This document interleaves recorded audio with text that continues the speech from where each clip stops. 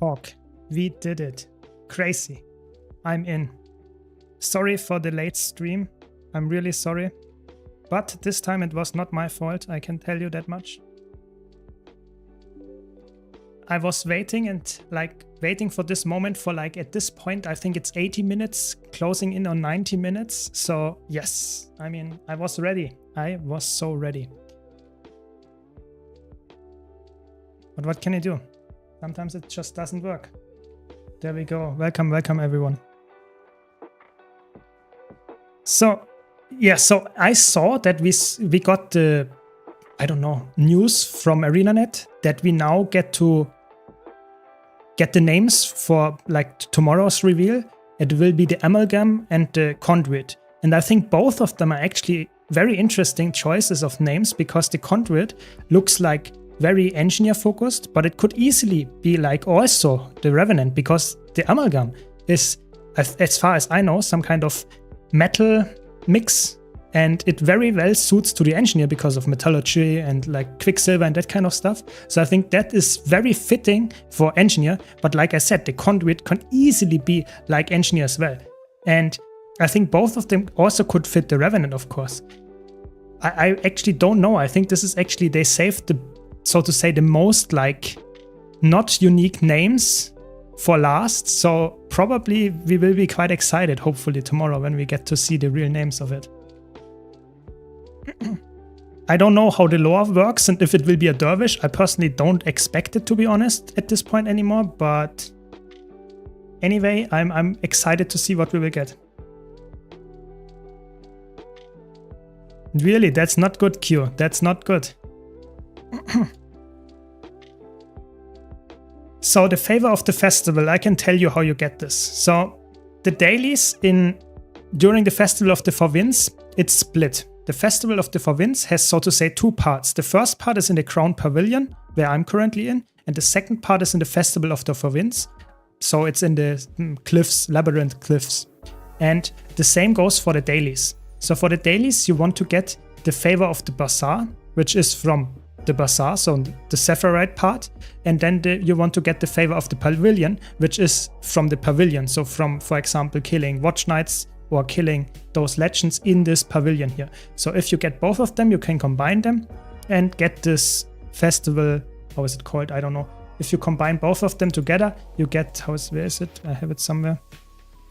You get the favor of the festival if you combine those, and then you can use that to purchase stuff. So it's always you get one part from the pavilion, so from the human side of things, and then you get this from the other one you get from the Bazaar side of things, from the Severites. If you combine those two, you will get the whole item. That's how it works. Hope that makes it more clear. Ooh, they are already the bosses. Let's go to the bosses.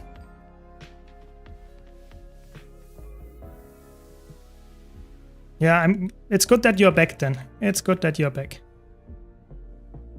Oh, the sky reflects. That's crazy.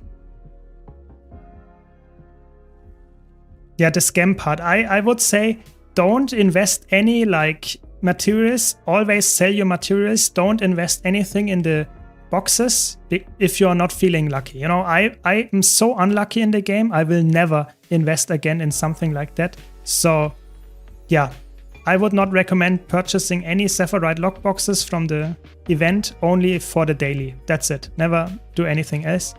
And then you will probably make more money in the long run, if you're unlucky, of course. If you're really lucky and get some kind of chug infusion or something like that, yes, okay. Then you will get more gold, but I can't recommend it because you can't guarantee it. So I want to do some festival events first, and hopefully later, let's check. In a few minutes, we can check out the push game mode. So the new PvP game mode that comes out today. I'm really looking forward to that one. Hopefully we get some interesting gameplay there. But could be quite bunkery. But I will try it out for sure. So first some festival, then some PvP. That's the plan for today.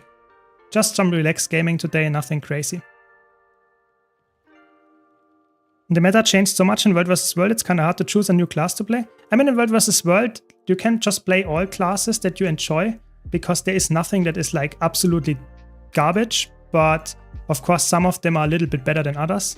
Oh my gosh, how much damage did I take there? What? Yeah, so I would say for Zerg play, there are some classes that are better than others. So for example, I can highly recommend Mesmer still, Chronomancers particularly, Scrapper, Holosmith, those are amazing. Firebrand is amazing. In general, Guardian is really good still. So Guardian will... What is going on? Why? What? I'm just like, it was the Reflect. Oh, okay. Never hit something with Retaliation up. Makes sense. Yeah, and what else can I recommend? I mean, Warrior is really good currently with almost all elite specs, so that's quite nice. Then what else do we have? I would not necessarily recommend Ranger or Thief, whereas Spectre is really good, but the other Thief specs are not that good in Zerg. And for roaming, obviously everything goes, just want to mention that here. And what else do we have?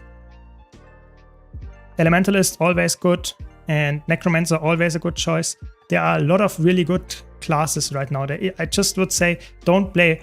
Like, if you really want to try hard, don't play Ranger, but even Druid is a crazy good support right now. So I think it's actually crazy how many builds you can play in World vs. World. It's really, really way better than it was in the old days, where you only wanted to play one class.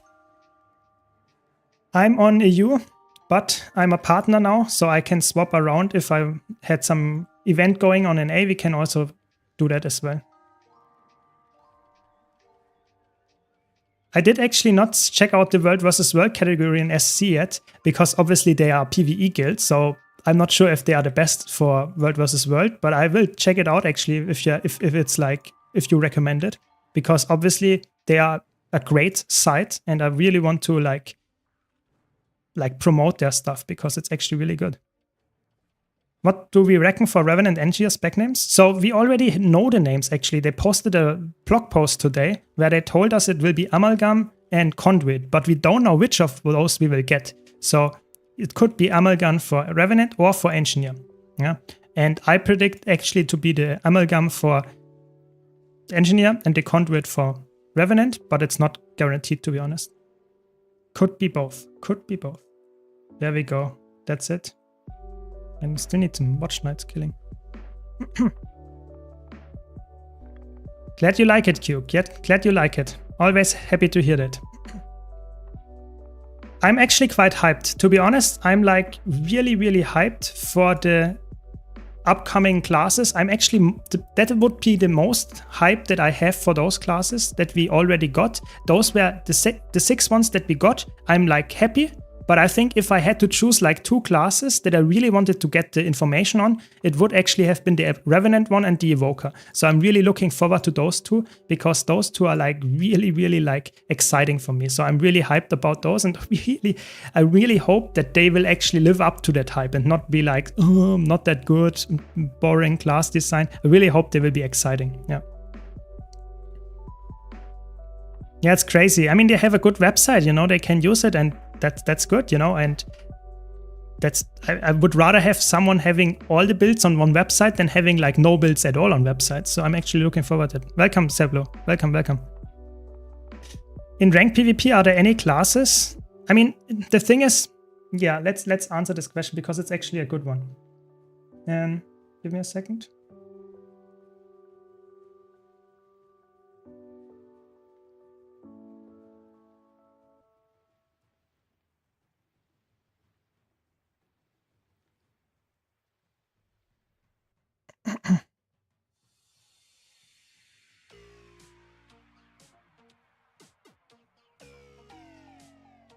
Are there any classes that can hard counter Thief and Mesmer, assuming some same skill level?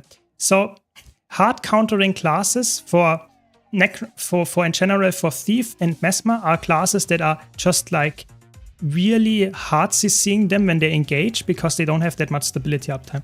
So in the current meta, nothing really hard counters them. But if you have a lot of like, for example, just passive damage, like you have 3 Scourges on a point and you are playing some kind of Thief and you engage and you get like just passively CC'd and then you get like 10 Condis, that can kill you. But hard countering those classes right now, nothing really, to be honest. That's why they are so good. They are quite good in the current meta, yeah. I would say all classes, even for roaming, all classes are perfectly fine. Just for Zerg play, I would say Druid is the only one that works that well. I think Untamed and Soul Beast are not really good in like Zerg play in World vs. World right now. That doesn't mean it's unplayable, don't get me wrong. I'm just saying if you want to play the meta, this would not be it, to be honest. Yeah, hope that makes sense. Yeah, exactly. Marauder, Staff, Tempest. That's the way to go, Filthy. Yeah. Engineer is really good in World vs. World. It's a I would say a very good roaming class, and for Zerg play, Scrapper and Holosmith are amazing. It's insane how good they are. It's like meta picks, top tier meta picks, really strong. Yeah, highly recommend if you like Engineer, play those. So it's just for Zerg that Ranger is not that good because your pet dies too fast and your general like usefulness for most builds that you use are not like typical. Either you're not supporting well enough if you're not running a Druid, or you don't deal enough damage if you don't have your pet, so to say. So it's really like play Druid for support and that's it for Zerg play. But for roaming, like I said, all three are really good. Even Core Ranger can be played decently well. It's just like some of them are, yeah, I would say meta picks typically just outperform there. That's just it. Yeah, Guardian and Mesmer. Yeah, Guardian, Mesmer, and in World vs. World and Zerg play, it's actually Engineer as well. This is the typical combination, yeah. Yeah, I think the Evoker will actually be quite interesting. I'm actually really looking forward to the Evoker. Hopefully it will be interesting. I really hope so. Because if it's just like a summon, like F5 skill, like Catalyst, I'm really sad, to be honest. That would be boring. I really hope it will be something interesting. I really hope so. Nice. Thanks, Snowdrop, for the Prime. Really appreciate it. Thanks a lot. Light up the darkness with all core classes. To be honest, nowadays with the power creep, you know, I actually think this would not be that hard. I actually always liked the Liandry achievement. I think that was always really fun because it's not too bad. The only annoying part is that you have some things that are actually not like that easy to do on some classes. So for example, if you get pulled or if you want to avoid all this stuff while also dealing damage from range and having some wounds up, that can be quite challenging, but I think it actually could be doable. I'm not sure if people really would like to see that, to be honest. I think no one plays core classes that wants to get those achievements. Thank you so much. Hype train going on. Really nice. Thanks, Q. And thanks, Mr. Barana. Really appreciate the support. Thanks a lot. Thanks. Thank you so much.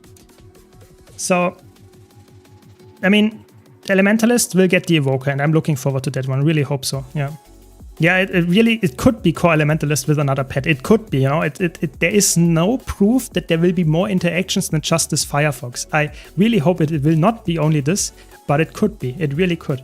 It would be quite boring, to be honest. Yeah, Engineer has really good damage. Yeah, that's correct. Engineer has so many good builds: Condi Mech, Power Mech, Power Holosmith, Condi Holosmith, Power Scrapper. You know. Even the legendary 4-kit Condi Scrapper is there. Yeah, there are so many really good Engineer builds, and all of them can easily reach top DPS and pucks. Easily. So yeah, I'm with you there, for sure. Yeah, I think the Evoker, welcome Banshee, welcome. I think the Evoker, in my opinion, the Evoker will be not a pet class. I actually think that we will get some kind of spirits. So if you know the Ranger spirits, I can show you actually. Where is it? My Ranger. I think actually it will be like Ranger spirits. I actually that would be my. Oh no, it's lagging. Oh no. There we go. Yeah, it's apparently some issues there. So like this, for example, I think you will get an attack like the Sun Spirit. That's my prediction. Could be completely off, of course. That's just my prediction. That you have an attack here that you use and it does some kind of spirit attack. Yeah. And this is what it, so to say, does. This is like very similar what I would expect from the Evoker. That you summon a pet, maybe it's mobile to some extent, but it will not be like a normal pet. It will not be like this Iboga here running around with me and I can control it. I really expect it to be something that I can quickly summon, does some attack, and leaves again. So maybe more like Renegade Spirits, something in this direction. I really expect that to be the case. But I don't know. Could be.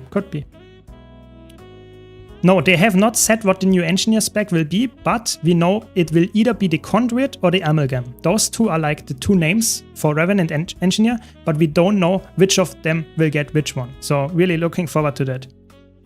I'm not sure, maybe ArenaNet will now bring out a really crazy Elementalist lead spec. Could be. Maybe it's like absolutely insane and everyone will love the Evoker. I hope so. I really hope so. thanks for the Prime cover. Really appreciate it as well. Thanks a lot. Really nice. Such a good hype train. Really good. I like it. No, I can also call you intense. I can also call you intense, of course. If that's what you prefer, no problem. Yeah, it's the Firefox, you know, a slight some kind of like advertisement here. Yeah, could be. But I think it will be like, it will be Norn-focused and it could be like called anything. I actually have no clue how it will be called because it will be the Norn spec. That much is for sure. What exactly it will be, I don't know. Just Evoker, that's it. Yeah, thanks. Thanks, Intense. I really appreciate the congratulations. Yeah, I was really happy that I made ANET partner, and that's a good thing to have, you know. It's really nice. So we can now finally use my referral link if you want to purchase any expansions. And of course, you know, I just can swap between NA and EU. That helps a lot. So can I also do some events on like NA? That will be happening in the future. So yeah, looking forward to that. Yeah, it could be sequentially, the names. Yeah, you're right, could be. But it's not guaranteed, you know, we don't know. I think they wanted to bring up some speculation about the names. So I think they achieved that. We will see tomorrow. I will do a video about it tomorrow when I see the blog post and give you my opinion on that. And of course, that you see the news as well. Yeah.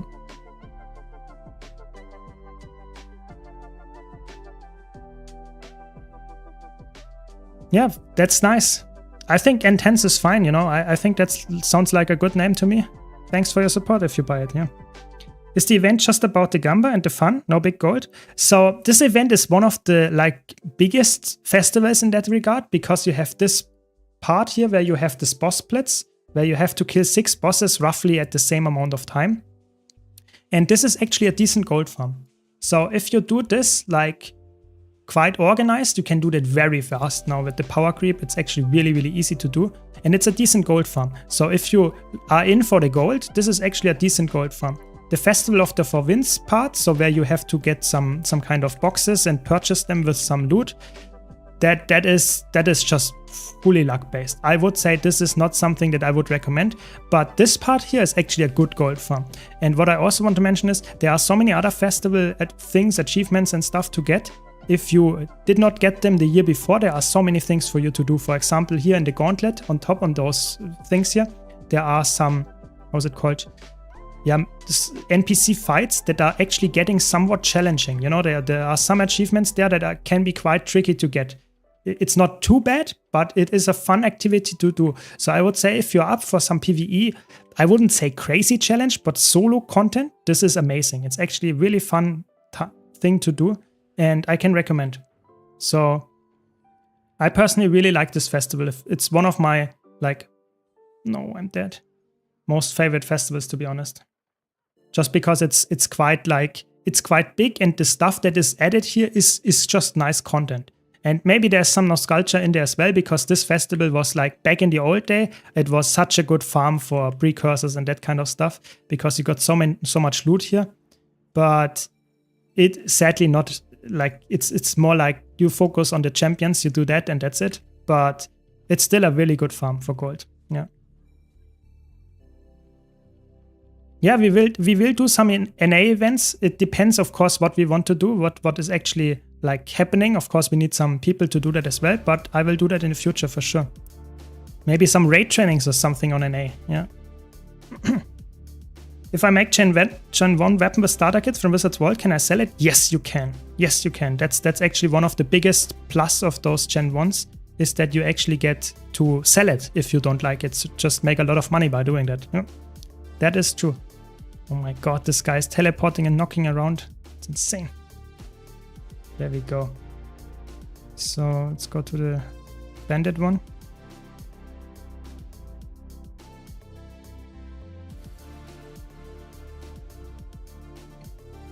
This event is called Festival of the Four Winds, and this specific one that I'm here doing is the boss splits in the Crown Pavilion. So it's I would say a really fun one. It's fast paced, it gives good gold per hour. It's just a nice event. It obviously doesn't stay around the whole year, so it's an interesting thing to do, even if it's not the best gold farm, because it's something different. And yeah, you can get some achievements that you normally wouldn't get any other time in the year if you are an achievement hunter. So there's that.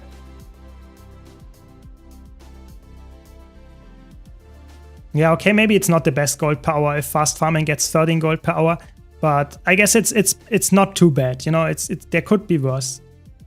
And especially if you don't have all the achievements, for example, for those gauntlets on top here, where you need to get the tickets. If you don't have all the tickets yet, because for getting into those NPC fights, you need some specific tickets, those ones here. And if you don't have enough stocked up on those, you might actually need to farm here in the bottom to get some of them. So this one I already have. This one I have. This one I don't have. Okay, it's dead anyway. Yep. I spent my budget on boxes already, about 10k boxes on 200 gold infusion. I mean, better than nothing. Yeah, I mean, that's why I personally never spend anything on those boxes other than the dailies, because I really am really unlucky in the game. You know, I opened 2000 blackline chests and I can tell you it was not worth it. So yeah, I don't gamble in the game. You know, it's not good. I don't gamble anywhere, to be honest, but especially not in Guild Wars 2, where I know I will not win. So yeah, definitely not recommend gambling if you're not like crazy lucky, because those, like, you really want to get the crazy infusions. If you don't get them, it's a big loss. It's actually more of a gold farm if you sell all your materials, like in maybe like a few days when the market is a little bit less stabilized with the stuff, and you just sell everything that is like worth selling, like Ectos and that kind of stuff, because they are really high at this. Like the highest point in the year is when Festival of the Four Winds is out. Then you get like crazy amounts of gold by selling your Ectos, your tier 5 and tier 6 materials. It's really good time to sell stuff and make some cash. Yeah. Did they add new skins this year? Yes, they did. There are new weekly skins, and the old ones you now can purchase from the vendor. So if you don't like, you can get them, the old ones, from the vendor. Not this one. I think one of them you can purchase the old ones, and this ones you can purchase those, and the new ones you will get from the weekly achievement. So where is it? Somewhere here is the weekly achievement. Yeah, here. And there you get the Leviathan Bone chest. These are completely new skins, a full new set, new skins that you can only get from the weekly. Takes a while, not possible to get all of them in one go. Yeah. So 13 gold for 1 hour is not that good. There are like typical gold farms are typically between 20 to 40 gold, so it's not that good. But maybe that is not perfect, the best number yet. Maybe this changes this year, but 13 gold doesn't seem like that much. So maybe it's not the best gold farm to do this event, I guess. No, I'm currently playing Chronomancer. This is Chronomancer, but I'm swapping around. This is just like an offensive support. I like to play offensive support in meta events because I can support to some extent while also dealing a lot of damage. Typically playing healer or full DPS can feel a little bit bad because you can't fill both roles at the same time. Offensive supports can do that to some extent, so that's why I like to play it. Yeah, but I mean, there are so many gold farms in the game, you know. You see, I did now 2 of those things. How is it called? 2 of those boss blitzes. I got some champion bags. I opened them, get some loot out of that. It's a little bit RNG based to get some, like, how is it called? Pieces of unidentified gear. And I even got some Sephirite lock boxes. Probably nothing worth in there that is like good, but I guess we can still open it and see what we get. No, nothing in there. Yeah, didn't expect it, to be honest. But that's it. That's the festival for the most part here. And you can, of course, do the gauntlets. The gauntlets up there is really nice. So if you want to get the weekly achievement really fast, I can tell you that. If you want to do the weekly achievement like insanely fast, you can do it in 20 minutes, doing the whole weekly achievement here by just going up to the gauntlet, having tickets. You need at least a few tickets for the Queen's Gauntlet, and you just always farm the first fight here, and just like Halmi Hammerfell, go to this NPC here, the Fight Master, and go to Ringmaster, talk to him. If no one else is here, go in and like instantly one-shot this guy, and you get 3 points. So you need to do that 66 times, but you only need 20 seconds. So you do that in like classically, I would say 25 minutes or something, you are done. Just always repeat that and you are done in like insane time for the weekly achievement if you want to farm it. Just a slight small announcement here. So is push already up? Yes, it is. Yeah, I guess we have to try push then. You know, it's push time. Oh, crazy. After new expansion, Chrono will lose alacrity, right? Or were I dreaming? So they did not tell us that. It's not confirmed as far as I know that Chronomancer will lose alacrity, but it is confirmed that Chronomancer will get nerfed and reworked to some extent. So we know that we don't have enough, or maybe we still have enough, but we don't have that much stability access anymore in Chronomancer. And probably there will be also some reworks to Chronomancer traits in general. So we don't know anything about that yet. They will tell us probably at the end of this month. So there will be probably a balance patch at the end of September, something like that.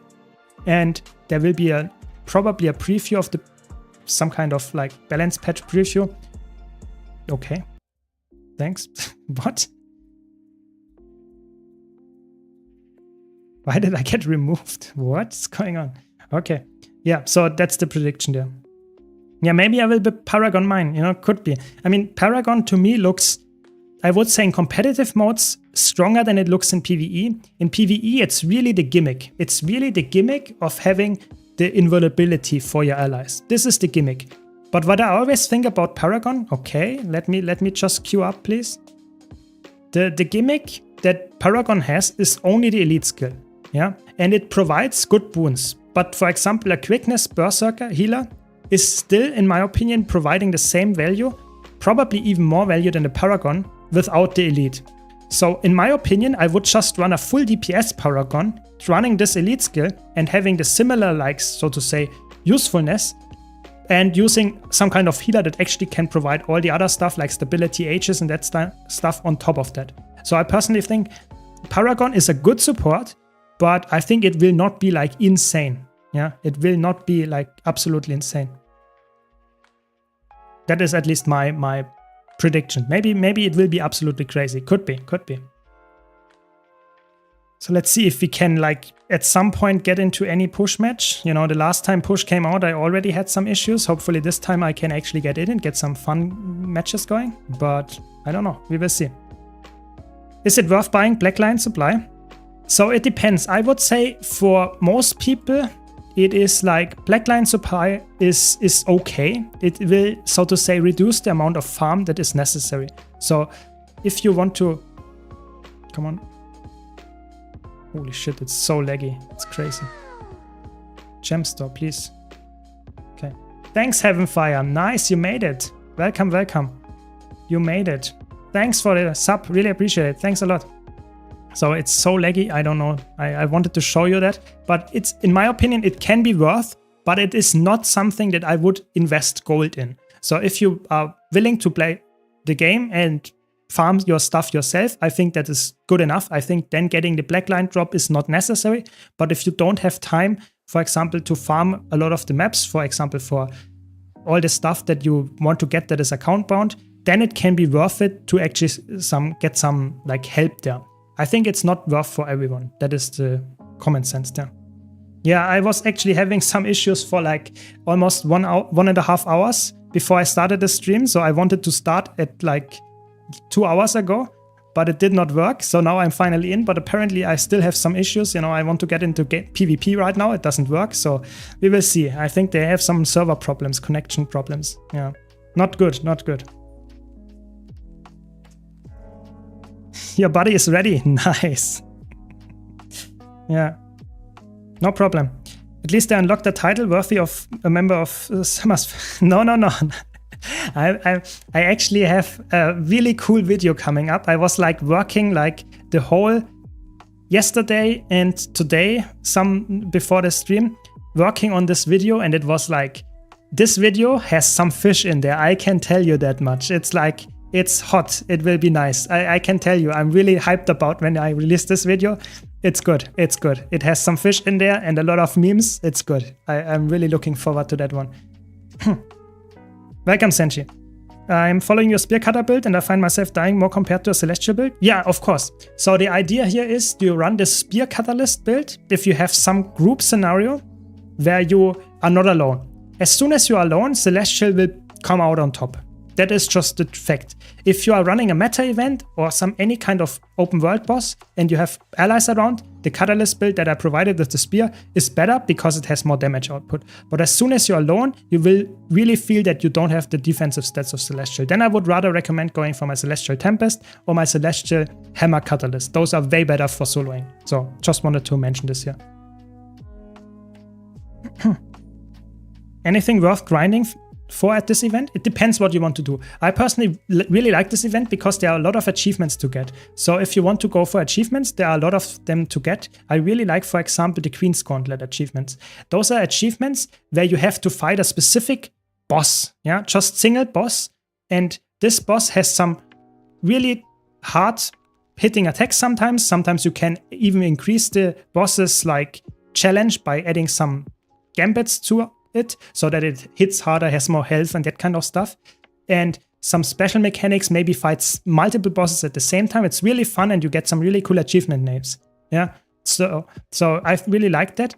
But if you're not into this is like a festival where you can gamble some gold, but it's not like insane in terms of like new stuff that you get right here. It's just a festival. At this point, they don't really add too much to festivals anymore. They have some content, but that's about it.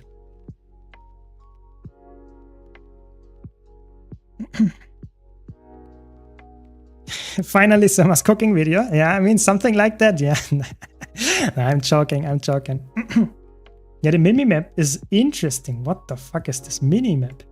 Crazy. Looks like some kind of satellite picture. What? That's the map? Okay. Very interesting. I have to save some money, change back my Ascended to a Celestial. Are there no classes that only play Spear, whether solo, open world, PvP, group, raid, that only play Spear? I mean, you could play Spear Mechanist that plays only Spear. You could play that. So Condi Mechanist in PvE is actually a really good build for, I made an open world build with this one. Or you can go for even the raiding build, uses only Spear. You can use that one, of course, as well. But other classes typically use always multiple weapons. So let's concentrate here. You know, I want to win my push matches, at least not grief my team. So let's see. I mean, it looks almost the same as last time, to be honest. So let's give some healing to my allies here. No one attacking them here.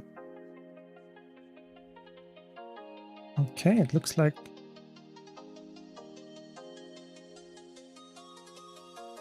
Okay, looks good so far. Nice.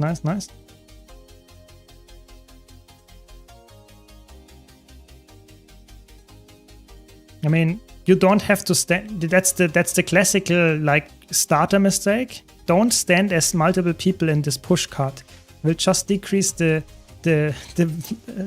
time that you will stay alive. So really only stay there if you want to push it. That's the only thing that you should do. Not S5 in the card, because you will get a negative buff that will decrease the damage, the healing that you get, and will increase the damage you take. So it's not a thing that you want to have. But this looks quite good so far. Ooh, that was a nasty thing. There's some healing out there. Get some interrupts. Okay. No, my teammate, don't die on me. Ooh. Get the rest.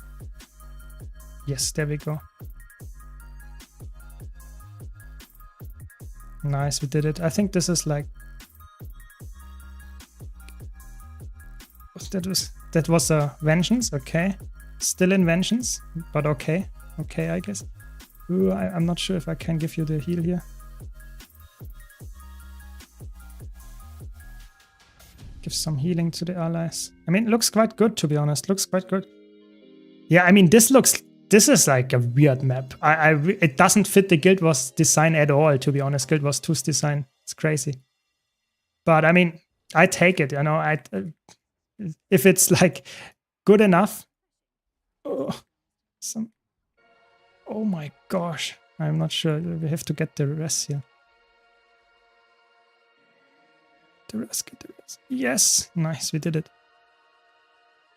That is a like low level gameplay of my allies, but it's okay if the enemy team is also not like crazy good. That's looking decent. Okay, we push the card now here instead of here. Okay, so it's a little bit farther away from the spawn, I guess. There we go. We did it. Nice. I wasn't even top healing. What? Who was top healing? Oh, Spellbreaker. Okay. I guess that's fine. Nice. We did it. I mean, top kills, I guess. I did not die. It was fun. I'm still in the queue. Okay. Interesting, you know, coming out of the match instantly in the queue still. Interesting. Catapult only uses Spear? Yeah, exactly. I mean, obviously, Spear is like on Elementalist, on Engineer, you only use Spear, obviously, because you have no other weapons that you can equip. If you already have one equipped. Yeah. Okay, now I'm out. It's weird. Spear Holo is not really a thing, to be honest. The problem is Holosmith.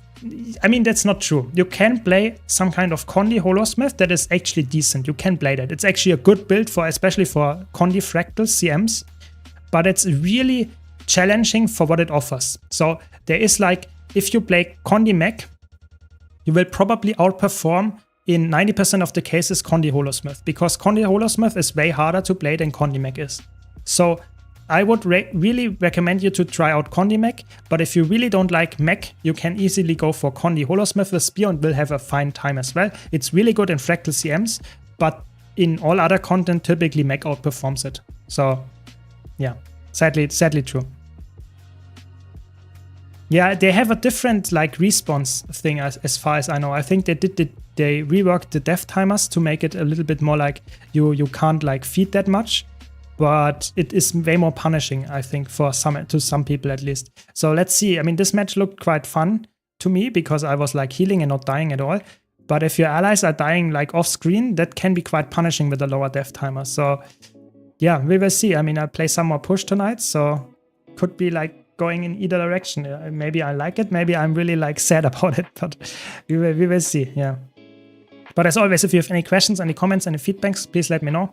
And yeah, let's just enjoy some I don't know, push beta final event, whatever. Yeah, what is going on? I didn't do anything. Okay, I just got removed. It's so weird. I don't know what they are cooking in the background, or if the servers are just burning because they have some kind of like weird things going on. But what's happening? It's crazy. I don't know. I mean, I'm queuing like I press the queue button for like 10 minutes, then I get into a match. The match is over after 3 minutes. I had like, I don't know, all the kills as a healing firebrand. So Caspi, I mean, I personally would say it's a fun game mode, but I would not really. As soon as I encounter 5-person team in the enemy team, I probably don't want to play anymore. You know, if they play like 3 bunker scourges, 1 healer, and 1 renegade or something, sounds horrible. How many ranks are there in PvP? There are unlimited number of ranked. So this is just like an infinite scaling ranked thing. So this is like, it just after you reach level 80 in ranked, so PvP rank 80, it will have the same amount of rank points that you need to level up. So it's just giving you loot. It's not really anything other than just a high time commitment. That's it. It's just time commitment, nothing more. There could be someone that is like PvP rank 100 and is insanely good, won like 12 monthly ATs already. Or there could be someone that has like 1.5k rank in PvP and has no like skill at all, just played forever. That's just, in general, I would say, not really reliable to tell how good someone is. So are there new achievements and XP boni for this push beta? So as far as I know, there are no new achievements and also no new achievements. I think there's nothing new with push. I think you get exactly the same stuff. You get the same rewards. There's nothing new as far as I know. Yeah, exactly the same. Exactly the same. It's just an off season. It lasts 7 days. That's it. Nothing, no new events, nothing new. Yeah, not even the buff that you get more experience or something. Yeah. Yeah, I was removed. I don't actually, normally you get the pop, and if you don't click on ready, then you get some kind of like negative time where you can't queue because you, so to say, like hindered the queue of getting a match or something if you don't accept the queue. But I didn't do anything, I was just standing here watching the screen, but nothing happened, and they removed me because they said, no, you can't queue right now. I don't know what they're actually doing in the background. I really have no clue. So yeah, I mean, hopefully we get some more matches, because like watching this like queue loading screen is a little bit boring, to be honest. Yeah. The push map looks almost exactly the same. They updated the mini map, but that's about it.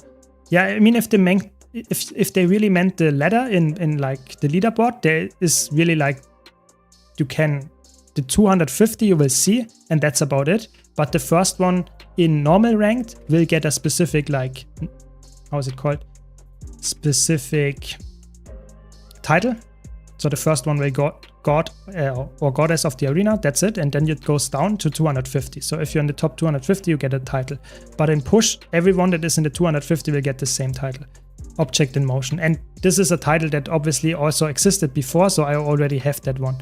So just from last time, even though I did not play like more than one match yet. So Object in Motion and the push beta tester, you get those from last time as well. So it's nothing new, but you can still get the title if you don't have it, so that's good, I guess.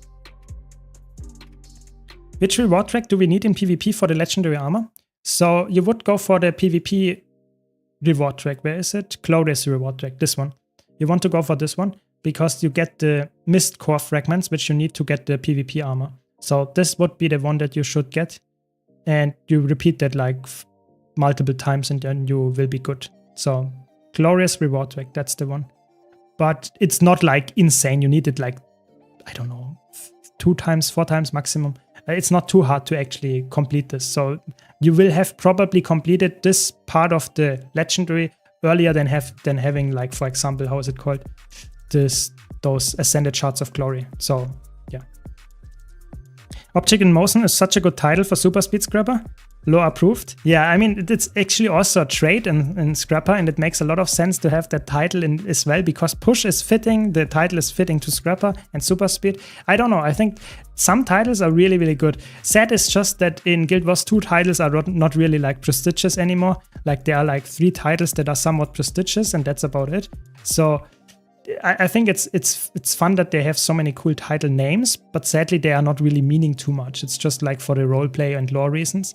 But I guess that's good enough, Guild Wars 2 was never a game that is somewhat about prestige, I would say. It's more about having fun for the casual gamers for the most part. So I'm happy with that as well. That's just how it goes, I guess, at this point. Yeah. So let's see if we can get in this match and what it will look like. I have no clue. Sometimes I'm really like, what is going on? I'm set ready and now nothing happens for the next 2 minutes. Weird, very weird. Yeah. Other people here in the map have the same problem, that I don't get into any maps and then they remove me from the crew.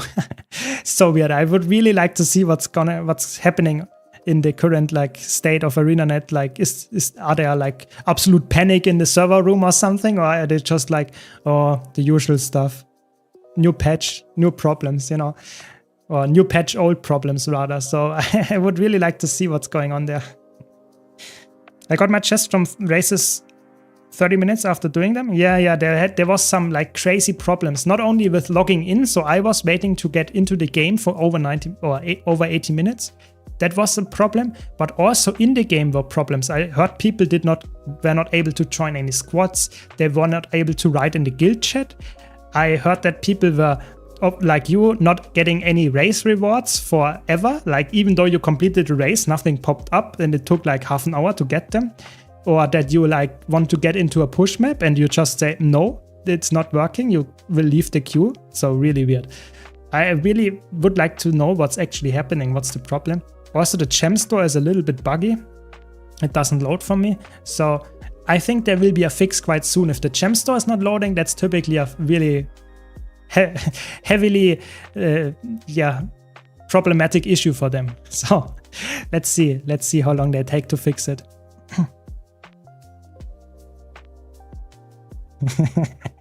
Yeah, exactly, Snowdrop. That could be the issue, that there is someone actually quite slow with explaining what the problem is. It's actually quite fun because I have to be honest, you know, if I think back to like a few years ago, one of the biggest for me like surprises about ArenaNet and Guild Wars 2 was that the servers are always up, you know. That is like one of the things that is like, if you compare to any other AAA game, they have to shut down the servers at some point. You know, there will be some kind of maintenance and whatever, yeah. And in Guild Wars 2 we never had that. We had almost never any problems with the server, but the last few patches were like really like, you notice that there were some kind of like hiccups or even worse problems.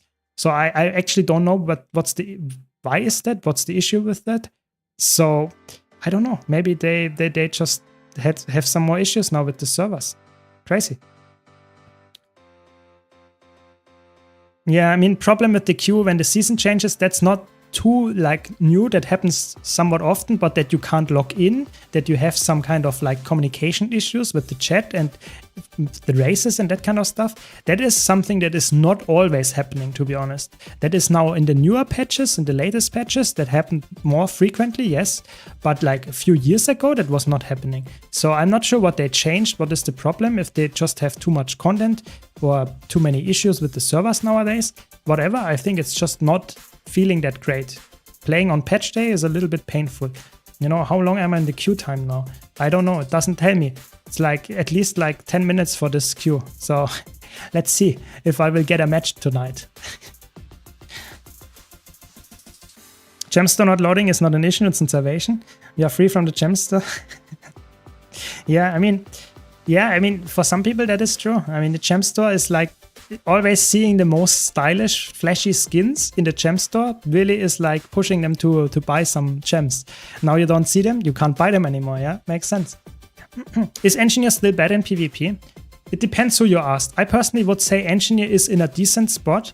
It is not meta, yeah? That is the only thing. It is not a meta pick, but Holosmith is decent, Scrapper is okay, and Mechanist is not that good. So I would say Engineer is in a spot where I would say, yeah, it needs some buffs, but probably it's more like the classes that are currently in the meta need a nerf to a level where Engineer is, and then everyone would be happy.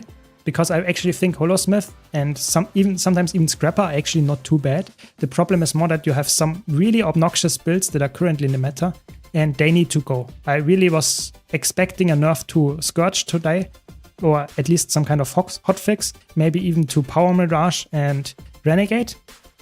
But they did not do that, so yeah, really hope we will get more of those updates. Even when the queue works, this feels like downtime, so I like World vs. World more. Yeah, I'm always doing something. Yeah, I mean, I get that. I just want to try out the new PvP game mode, you know? It's like I waited for multiple months to play this, and now I have to queue up for like hours to get into one match. That's a little bit sad. But yeah, I totally get that you would play in normal days if there's normal conquest. Just play World vs. World because you might have always some action going on. Yeah, I can get that. Just like it's more exciting to try out the new game mode right now, but I can't get in. That's the sad part. What are the meta PvP classes right now? So the meta picks are for Conquest. I have a full tier list about it because there are so many like builds that you could play. I would say Spectre is really good for Conquest. There is Herald is decent. Then you can play Tempest. You can play Catalyst, you can play Harbinger, you can play Scourge. Those are the really, really good picks for ranked right now. Willbender is also decent.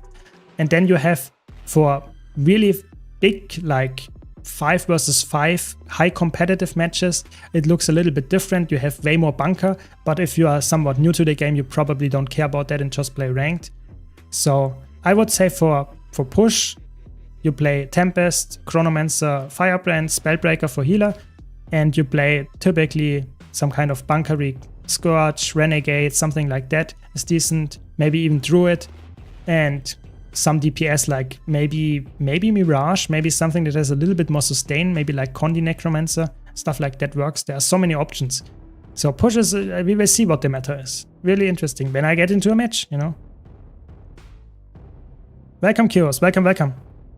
So far I've enjoyed Ranger the most. Is base Ranger really bad or is it worth playing? So I would say to start out with, it's okay. So for leveling and stuff, of course, Core Ranger is not too bad. But as soon as you reach level 80 and you have any expansion, I think I would go for any elite spec. Core Ranger is always subpar to any elite spec that Ranger has. And I think that goes for all core classes. All elite specs are just a baseline upgrade to your class. So if you have any expansion with an elite spec, I would go for this elite spec.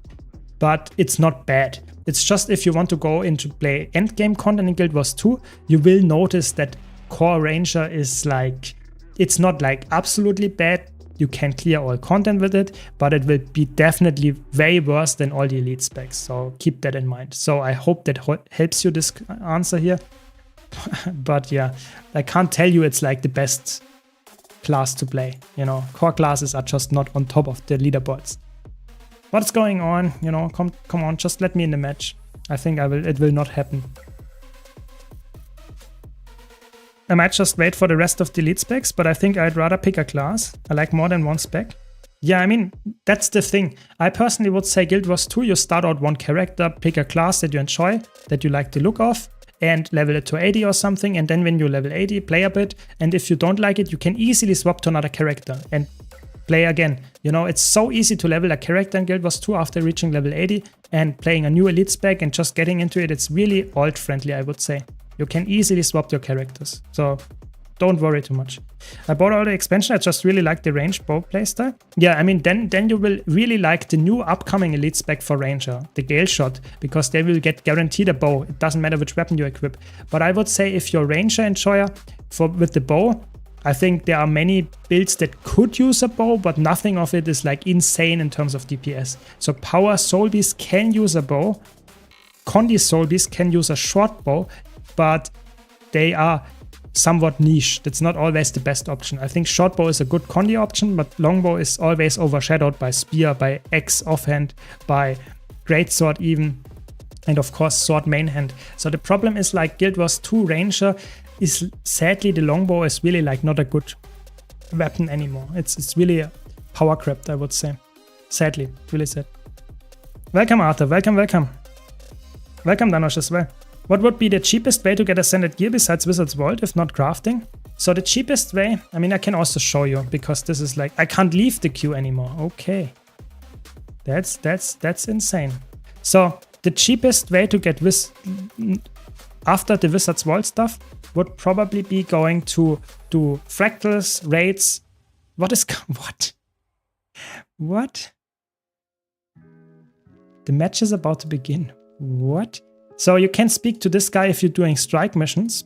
You can get then some ascended armor here and other ascended gear for just doing some strike missions as well. So strike missions can give you this, raids can give you this, fractals can give you this, and World vs. World can give you ascended gear, PvP can give you ascended gear. You can see all the end game stuff in Guild Wars 2 that you can do after reaching level 80 has access to ascended gear and you don't have to craft it.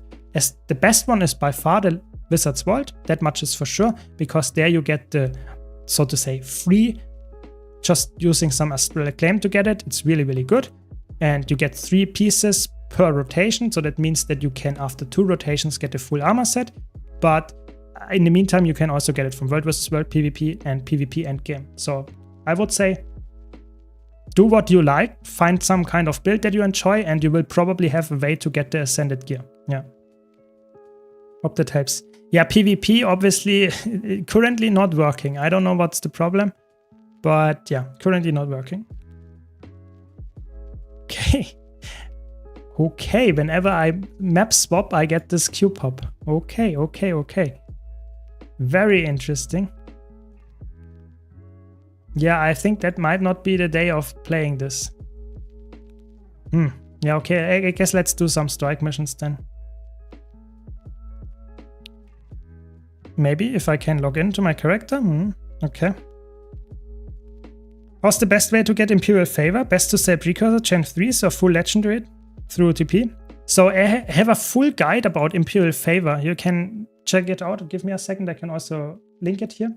Because Imperial Favor is something that is actually somewhat like good to farm gold with. I have a full guide for that one. And it's actually good in multiple ways. So either you can go and farm Imperial Favor because you need it for some kind of legendary or something, or you can make gold out of this favor. So I can send you the link. Here's the link.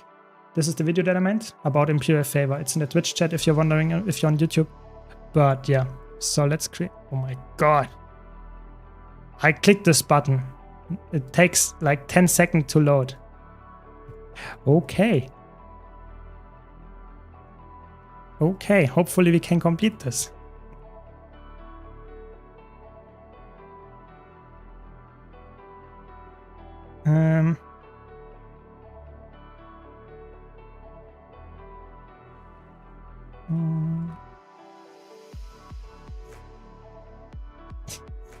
It's so crazy, it's so laggy. Let's hope that we can do this. We will see, we will see. At days I wanted to try strike missions, there will be no open groups in the Finder. I mean, I think you just have to be patient because, to be honest, those groups are really fast. You know, I'm looking for very specific roles, and that is actually 1 second. That is actually filling decently fast as well.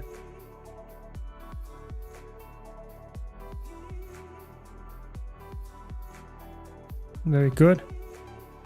So check what we will get here. So maybe, yeah, now it works. Okay. So I think normally it fills decently fast, but of course, if you're looking for a specific strike boss that is currently not daily, sometimes it takes longer, but you can also create your own group. You don't even need a commander tag for that, but it obviously is not the most pleasant experience. I can see that one, but yeah. So what do we get here? Snowdrop joins as DPS, hopefully. Quick DPS, okay.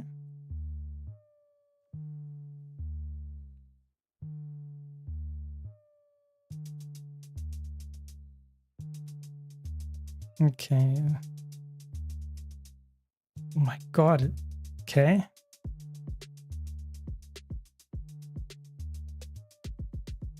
One second.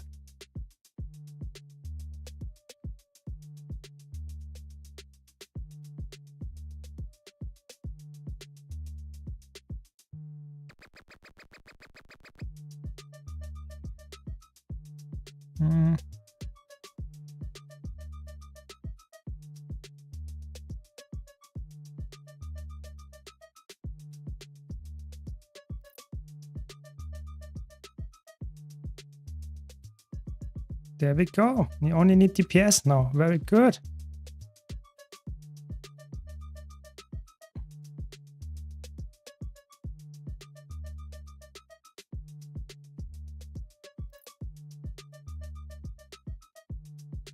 Holy shit. It takes like forever to get into this. That's crazy. Never did them before and don't know what would be the nicest. Yeah, I mean, Icebrood Saga strike missions are really easy to do. I mean, if you want, you can just join my squad right now, to be honest. Just join in on my character, you know. Currently in the strike mission, if you're playing, we can easily do that and just carry you through. But otherwise, just come by whenever and find people. Oh my god. So I think it's not too bad, you know.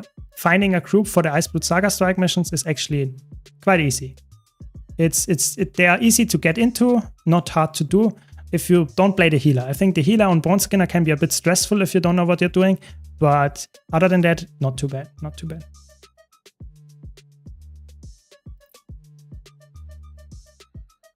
Nice, Tervo. That's what we like. Yeah, creating your own groups. We need more people like you. We need more people like you. Yeah, the login sometimes does not work. I also needed to wait 80 minutes to get into the game. So I feel you there. I feel you there, Les. I just used the level 80 boost on a Mesmer. Do you have any build suggestions? You get Celestial gear, so I would recommend going for a Celestial build with Staff for Mesmer until you unlock your first Elite spec. So that is like, that what I would do. And if you unlock your first Elite spec, you can easily go for Chronomancer, Mirage. Those are really good with Celestial. So just check out my YouTube channel. I have multiple builds guide there. So no one does it, so I guess I have to do it. Was a very pleasant experience. We almost created a static afterwards. Usually people come to help as well. Yeah, I mean, that's really cool. Guild Wars 2 community is somewhat, really new player friendly in that regard. So you just have to like find other like-minded people and you will actually have a very nice time. Just don't expect like randoms to like be the ones that initiate this like specific squad. So if you create your own squad, it will be not a big deal to get people. Yeah, what is going on? Yeah, but I would not expect someone else to actually create a squad. So let's see if it works. Am I on the stability trait? I guess let's do it. What? I'm not sure. It's so laggy. What? Stop it. What is going on? I want to get the ready check. What?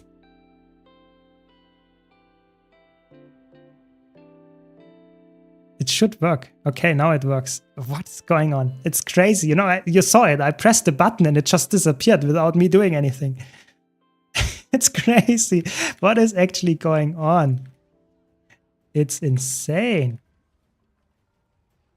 What they are doing. Oh, I need to lower the effect LOD. There we go. It's almost necessary as a solo player? Yeah, that's the problem. I think getting into like groups in Guild Wars 2 is like one of the hardest things to actually do. That's the sad part, It's not getting to clear the encounter, is finding the group actually is way harder than actually clearing the encounter. That's really sad, to be honest. I think they really have to change something about this, because this is like a really thing that you don't want to have in a game, You don't want to have a game that is actually not that like bad to actually find content like that is possible to do for you. It's really sad if you don't find people to do it with, even though they are people, they're just not like really like always around it, or you can't see them that easily. That's a little bit sad, to be honest, but maybe with the coffee jar update, I'm still having my hopes up for that one. What's a good noob class build which isn't Necro? It depends which kind of playstyle, which kind of stuff you want to fill. I personally think, what is a good one? There are so many that are actually surprisingly good. I think, for example, what is a good one? Probably Power Herald is a decent, easily build. You just have to press a few buttons. That's quite easy. You can play Hammer DH. That is really, really easy to play. There are actually surprisingly many builds. I have a full series on my YouTube channel about low intensity builds that are really easy to get into in PvE. But just pick one class and I can tell you a build that is surprisingly easy. It's not that like one class is way more easy than others. It's every class had surprisingly easy builds, I would say. I mean, I would say the thing is, for learning to commanding a squad and stuff, you have to understand the encounter first. So if you know how the encounter works, and if you know how to just play your build on a specific encounter, then you typically will be somewhat decent enough to lead the squad for the easy encounters. For Doom it might be a little bit different, for example, or for Kadim or something where you need a lot of special rolls and you don't know exactly how to do it. But I think just starting out on a specific class and trying to lead with this on a specific build it is probably not a bad idea. You know, just getting into it, maybe announce to the people that are in there, okay, I'm new to it and I will actually try to lead anyway. So I think there might be many ways to still start out. Maybe start with an easier White Wing to lead, or fractals and stuff. Fractals are really easy. Just, you know, create a group, ask for a quick DPS and alacrity heal or something and fill those roles and you will be fine. It's really, the barrier to entry is surprisingly low. You just have to do it at some point, you know. It's not a meme, it's just like, it's a fact. Just create your own groups and you will actually have way more fun in the game. What is the most tanky class for beginners to survive in World vs. World Circ? Probably Firebrand. If you play Firebrand, is probably the tankiest with full minstrel gear. Yeah, that's what I would say. Yeah, exactly. You start as a training group and you slowly go up and go into more like dedicated full clear groups that are not like focused on training anymore. So that works actually surprisingly good as well. Yeah. Don't worry. Whenever I stream, you can ask for it and we will do and carry you or get you into the Ice Brute Saga Strike missions. I do that in almost every stream because it's an easy, fast content. It's got good gold per hour. So I probably will have time for you to get in there. Don't worry. PvP Push is a new game mode that came out with like a few months ago. Now it's finally in the game, so to say. And this is just a game mode, so to say, for PvP that is not focused on 3 points, but rather on some kind of capture the flag mechanic. So it's a little bit easier to understand, but still the PvP balance is the same. So it's very interesting build crafting wise, and I can recommend to get into it if you like PvP. But even if you don't like PvP, I think it's a really nice way to just have fun in the game. So yeah, that's what's currently happening. I tried to play it. I got into one match. Other than that, they have some server issues right now. So I couldn't get into more matches. That's why I'm doing this right now. But yeah, so I would say recommend it. Good game mode, fun to play. Try it out, especially for new players. Not too bad to learn. Yeah, this guy is dead. Don't stand in the hitbox here with the chains. Don't do it. Just don't do it.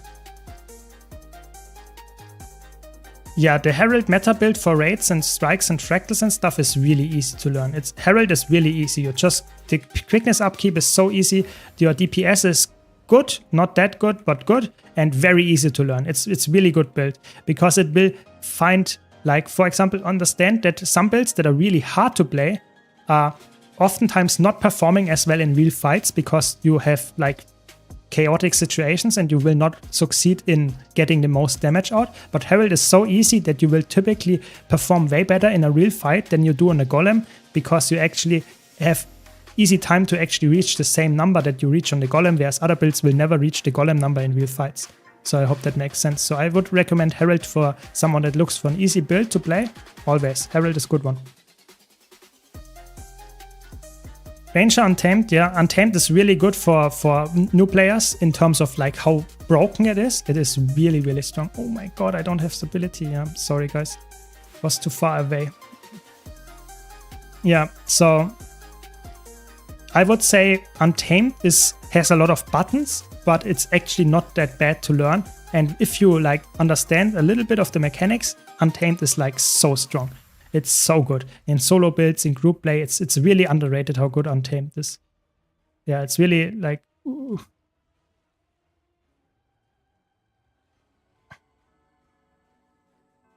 Nice, we did it. 20 seconds. I think we should get the gold reward here. Even though we had one player dead for the whole fight. Maybe not. Now everyone is dying. And DCing. Oh no. Okay, we did it. Good job.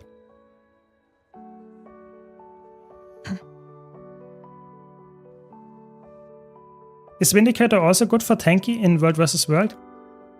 I would say Vindicator is tanky because of its evasiveness. Vindicator has a lot of dodges, and if you play it in a Circ, you would typically play some kind of like heal Vindicator, and that is surprisingly tanky because you dodge all the time.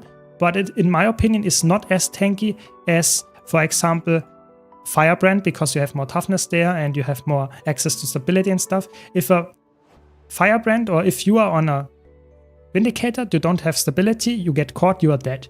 If you're Firebrand, you might survive because you have some self-stability and you can Sunbreak and stuff. Vindicator is more punishing, but I think it's quite tanky to play as well. I played it in World vs. World in a Cirque a while ago, and it's definitely quite tanky. Okay, now here I take a bit more healing. Yeah, that's my take there. By the maximum damage player is that one player that knows how to play piano?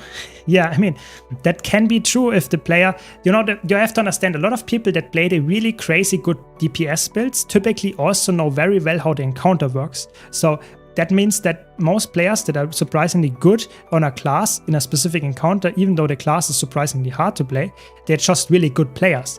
You know, if you have someone that plays an easy build, that is most likely the case that they are not as good as someone that plays a crazy hard build, because the crazy hard builds are typically only played by people that actually know how to play them. So there's some kind of bias there. But not always the case, of course. There are some really bad mirages or catalysts out there as well. Just saying, just saying. I think there is a loop rotation, of course. Of course. Herald has a very nice rotation loop, I would say. It's not too bad to play. Sure. I would highly recommend trying out Herald. Sword Herald, really easy loop. Really easy loop, really, like, not too bad to play. No, I had no stability. No.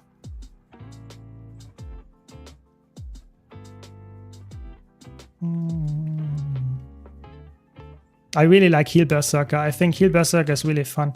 Sadly, I'm not sure if it will be. Probably it will be still playable after Paragon comes out, because it's not like looking like Paragon will be like completely insane. But yeah, let's see. I mean, I'm a Heal Berserker fan, so maybe I will still play it after Paragon comes out. But I guess not. I think typically I play all the new classes more likely. But it looks also quite good. You can see here how easy it is to just heal my allies. And the boon output is also insane. I have permanent resistance on my allies, so that I don't need to cleanse them. And, ooh, that was a nasty jump. Should have gone for the banner, to be honest. Some stability, some boons. I actually... yeah, I should have gone for the banner, to be honest.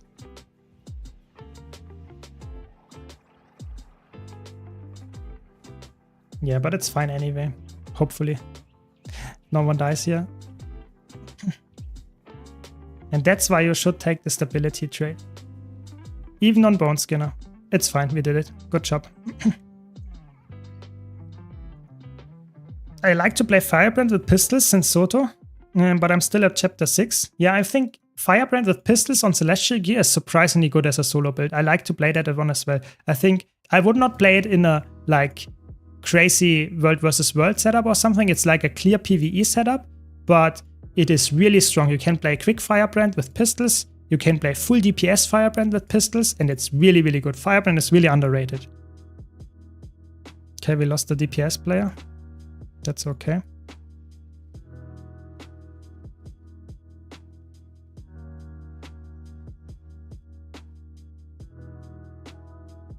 Welcome, Tatted. Welcome. Yeah, that's good that you're here. I like it. Is there any site to see the max damage for every instance? Yes, you can go to, how is it called, Wingman. So Guild Wars 2 Wingman, and there is a, so to say, for each encounter you can see what is, so to say, the best DPS there. There is, so to say, a collection of all the logs from all people that uploaded them. You can check it out there. Guild Wars 2 Wingman, that's how it's called. But it's obviously a little bit skewed because the people that upload there are really, really good. So that means that they are really min-maxing to play this and get the log there. But it will give you some kind of like comparison how much is possible. Doesn't mean that you will reach it, but it's telling you at least to some extent how much is possible. Yeah. Yeah, I'm always happy to help. You know, if you have any questions, always ask. Not only here on stream, but also in the comments. I'm always happy to help. Sometimes I don't see the comments, but that doesn't mean I ignore you. So just ask again. I will get to it at some point.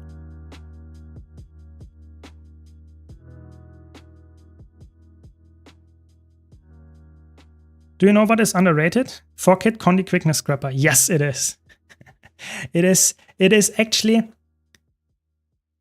the craziest build that I saw like the last few months. 4-kit Condi Scrapper. This is like insane to me that this even exists. You know, you have 4 kits, you play a Condi build on a class that is clearly meant to be played as a power build, and it still works because it provides quickness and has good damage output, but it's so crazy to play. I would never learn it. I think it's too much for me. But it's a really cool idea. Nice. With some stability, stack on me. What? I was not standing there.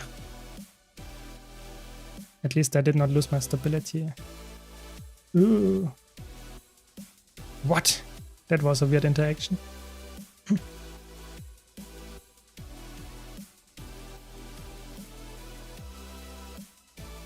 I have a really good time playing Maze X Shortbow Windy. Yeah, I mean, that is a really fun build. I really like general open world with Revenant specs. It's amazing. Revenant specs in open world are just so strong. I like to play them all the time. I think Renegade is my go-to open world spec right now, but I can clearly see why you would play Vindicator. It's just very, very fun. I've seen that it could be possible to unlock the weapons in World vs. World without doing the story rest, but how? So you need to get some of those World vs. World tokens that give you, how is it called? Jade testimonies or something like that, and then you can spend them on this unlocking thing. But you need to play some World vs. World there to get this. If you don't play World vs. World, that means that you can't get it that much, because obviously you have to invest some time there.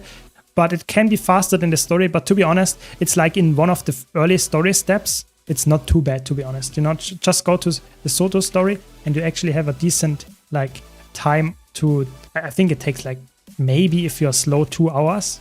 Probably not even. Probably it's faster than that. So I think it's not too bad. Just have to get to the Soto story. And you can start the story, I think, without having to go all through the story before that.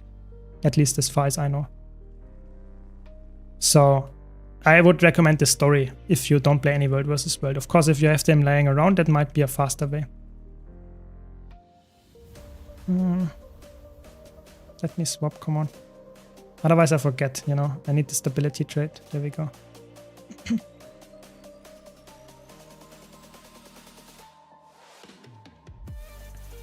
I like to play only one class if I go for Herald. Think you talk about quickness? Yes. What are good power support specs which are easy yet? Which are easy, you mean with Herald in specific or with all classes? Because with Herald you can play a support quickness Herald if you wanted to. You can play a powered or Condi quickness Herald. But you would typically not play a full DPS Herald. That's not gonna work that much, I would say. I finished the reward path of Soto in World vs. World, but nothing happened. Yeah, you have to go to a specific vendor.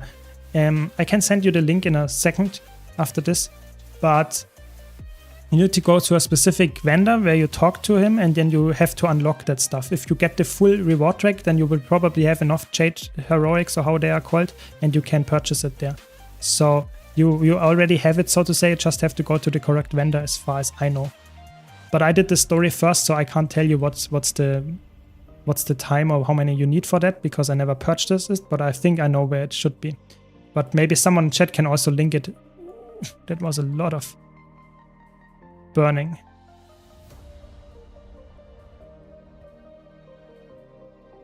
Glad, Conman, that you enjoy my content. I try to put out good content in a reasonably fast frequency. So yeah, glad you think I'm a content machine.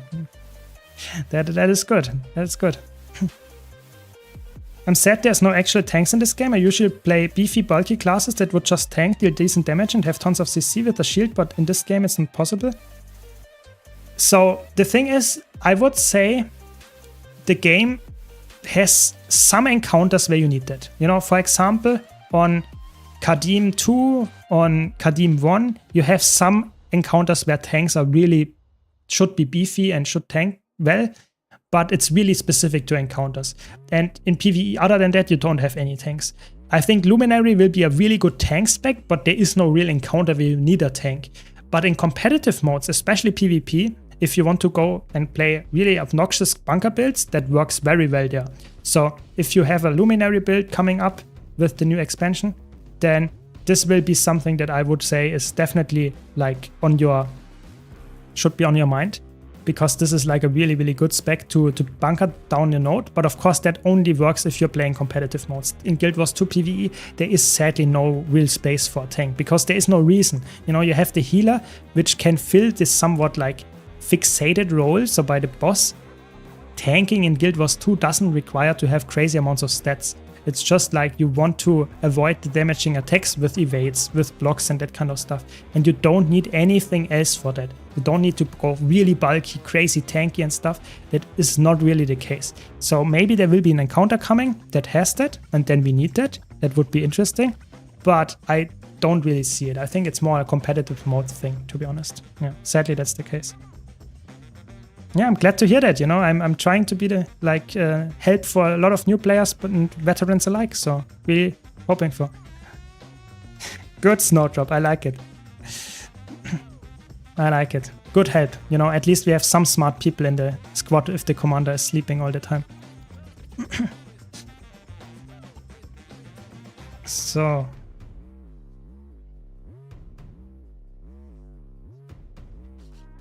I mean, the next expansion will be really cool with the new elite specs and stuff, but you should not wait to play a specific class just before getting the expansion. I think just play what you enjoy right now, and when you get to the expansion, which will be in like over 2 months, 2.5 months, so just play until then what you like, and then when the expansion drops, you might still be able to change. That's my recommendation. I think I did like every single expansion with elite specs that came out. I changed my character that I played for the story. It's really that easy, you know, swapping it to a different character, play a different character for the story. Yeah, it doesn't matter in Guild Wars 2. Does not matter. Yes, push is back. Starting today, push is back.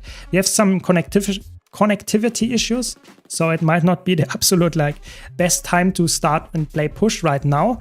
At least for me, I got into one match in 1 hour, so I stopped playing. But yeah, I think the next few days they will fix it, and then you can play it over the, I would say, starting tomorrow probably. It's fine. You see, I get some random match pops, even though I'm like long gone and not in the queue anymore, but weird interactions. But yeah, I would say push is back for the next 6 days. Yes. Really fun game mode, and not too many changes since the last time, I would say.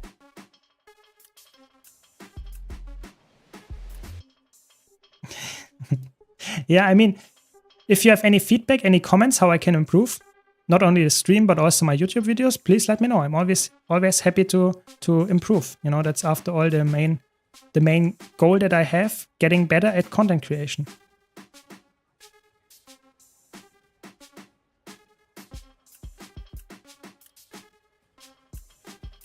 It's so laggy. You know, I post my message here and it takes like 5 seconds to actually post these matches in the chat. It's so weird.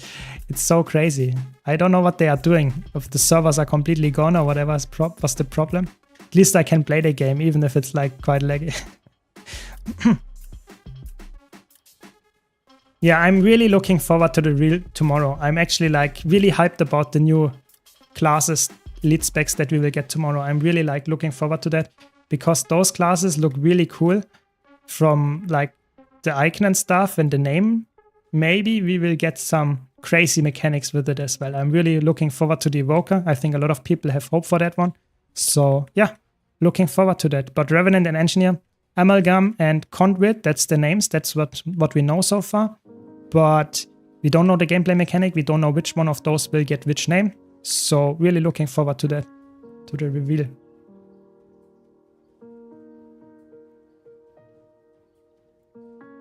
Thoughts on the new elite spec so far? Any favorites, least favorites? I think for me, from a gameplay perspective, I personally, right now, would say from a gameplay perspective, probably... yeah, probably Troubadour looks the most broken and therefore interesting. But from a fantasy perspective, I personally don't think any of them is like above the others. I think for me, the Evoker looks the coolest from the class fantasy personally.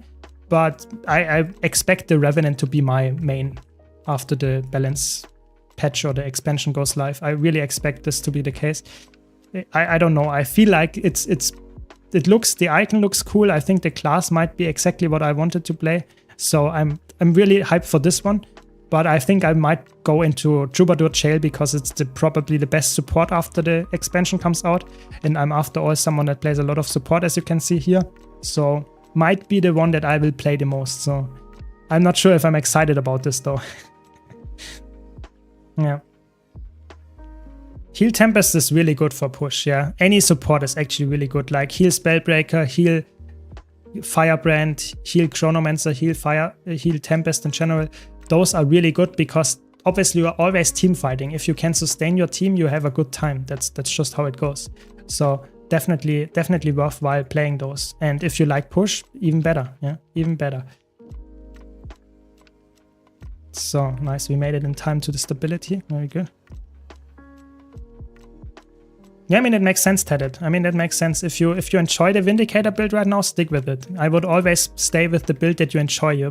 If you enjoy the build, don't switch, you know. Why would you? As soon as you get bored by it, then switch. That's how I would play the game. And that works perfectly well for me, you know. I'm switching every day.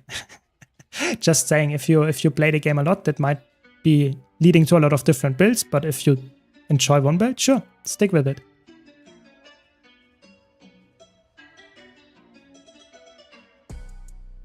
If Herald is not pure power, what are easy specs for power and heal? So easy specs. I mean, depends who you asked. I personally think, for example, Catalyst is a really good pick for power and heal, but there are other specs like that as well. Chronomancer can be a good power pick and heal. Berserker, like I'm currently playing, can be a good heal and power pick. So there are so many options, you know. Just pick a class and there will be a healer and a DPS power build. It's like every class has that. Just pick one class, you will find one for you.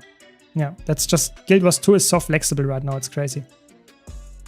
I don't know what Revenant will get. I actually don't know. I have no clue. It could be anything at this point. We will see tomorrow. Some people say it might be the Dervish. I don't see that yet, but maybe that will be happening. We will see. We will see. Yeah. Revenant can be a healer, yes. Revenant can be a healer. It is not like, I would not recommend it for like most cases because it's just not as good as others. But it works perfectly fine. Especially Vindicator is like A tier. I would say even Herald and Renegade can be completely fine. It's just like not S tier like Chronomancer or something. It's just okay, it works, you know. That's how it is. I think the only elite spec that I would not play as a healer is probably like quickness, heal, Deadeye. I think that is a weird cook. I would not play that one, but that's about it. So there are so many other healers that you can play. Just pick what you want.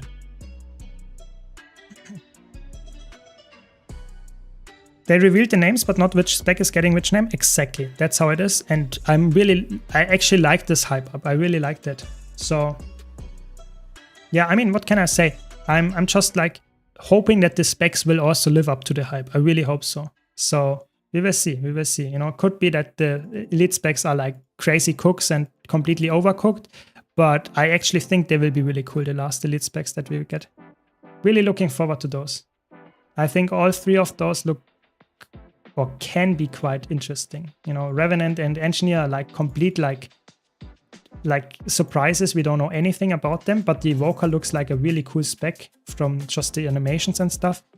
But to be honest, it doesn't tell me anything. You know, it could be like crazy support, could be a crazy aggressive play style, probably both of it. And the Revenant one, I suspect some Condi build, to be honest, some Condi support or something like that. And probably Engineer will be extremely flexible. I think there will be multiple builds in Engineer for sure.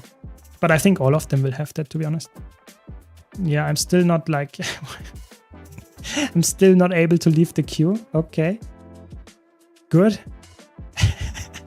It's so weird. I think we can't play push now. So sad.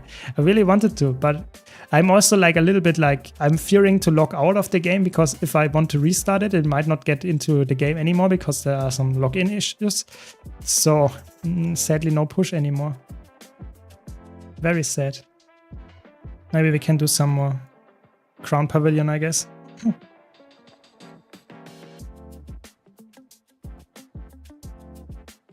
I don't think Troubadour will be better than Firebrand.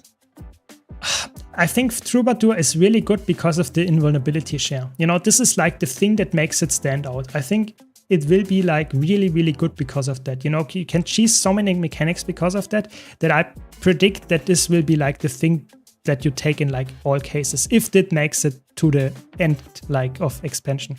Could be that after the beta test they say, okay, this is not good, we don't play this because it's too broken, we will nerf it. Could be, we will see. We will see. I wanted to play heal mech because of the shield, because I really like love shields in MMOs, but now even that class is better with a short bow. Yeah, I think shield as a healer you can play on Vindicator, that's about, and Chronomancer. And actually also on Firebrand. Those three I would highly recommend with shield, but that's about it. I think Mechanist with shield is a little bit outclassed with the short bow nowadays. That's sadly the truth, yeah. Just try to log in via Steam. Are servers lagging? Yes, there are login issues, there are some connectivity, communication issues in the game as well. Yeah, currently the servers are burning at ArenaNet, I think. So just wait a bit. Tomorrow it should be fixed by latest, I hope. So just accept it. It took me 80 minutes to log in. 80. So it took a while, yeah. Crazy. I mean, Snowdrop, you predicted it all along. Crazy, you did it. I mean, to be honest, I mean, like, could be still anything at this point, even with the Amalgam name. I'm not sure what exactly that means for the gameplay wise, but I'm looking forward to it. Yeah. What is the best time rate wise to exchange gems for gold? It always depends on what is actually currently in the gem store. You know, if they're currently a swimsuit, then sometimes that might be like insane gem prices, but sometimes there is something else in the gem store that no one cares about. Then you, or some people are just crazy in terms of investment for like getting bank slots and stuff when there is currently something happening. I don't know. It's really hard to tell in advance when the gem store will be, the prices will be low and when it will be high. I would just say, just purchase gems or with gold when you need them. And if you think it's currently, you can check out Guild Wars 2 efficiency, where you can see the graph, what is currently, if it's high or low. But it could be going down, it could be going up, you never know. That's just the sad truth here, because you never know what's actually coming up in the gem store next week. So just check out Guild Wars 2 efficiency. There is a gem tag at some place on the website. And there you can check out what actually is like really, really worthwhile getting in the, or if you want to purchase it right now, or if you want to wait a bit. But you will never know what the future brings. That's the only thing I want to say here. Yeah. I need quickness. Please give me some quickness. For me, it's hard to learn rotations. How do you know every rotation? Because without rota, you can't play raids. I would say play easy builds where you don't have crazy rotations to start out first, and then you don't have to like crazy learn that. But for me, it's like somewhat of second nature. I switch to a build and I'll try to learn the specific rotation, and then after that, it's like some kind of muscle memory. But you just have to play it and train at the golem first if you want to get it perfect down.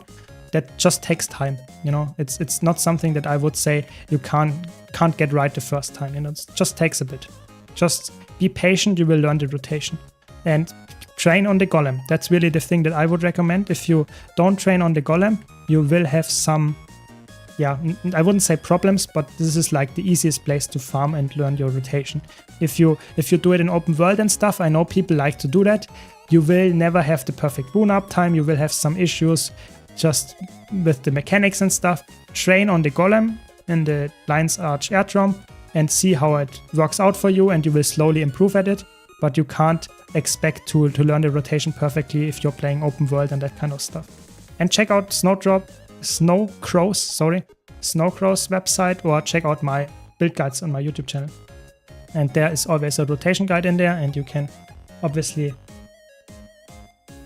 yeah, learn it from them and from the videos. Yep, highly recommend it. My game keeps spamming error. Yes, that is like everyone has some kind of issues currently with the game. It's just not feeling like very fluid today, sadly. They have some issues, yes. But I hope they will be resolved in the next few hours. So if you have that time or if you want to wait for tomorrow, yeah, there will be a fix to it. That's typically the case with any like new updates. They will fix it in a few hours typically. The retaliation is actually quite annoying. Luckily that I'm a healer now, but feels quite bad, to be honest, the retaliation here.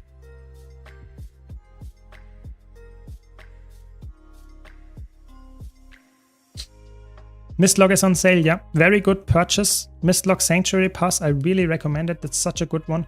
It's probably my favorite one and highly recommend it. If you don't have it, if you have no pass, it's a really, really good one. Just having all the things in one place, it's amazing. So can highly recommend it. But of course, it's not necessary. You can get everything nowadays in most cities as well.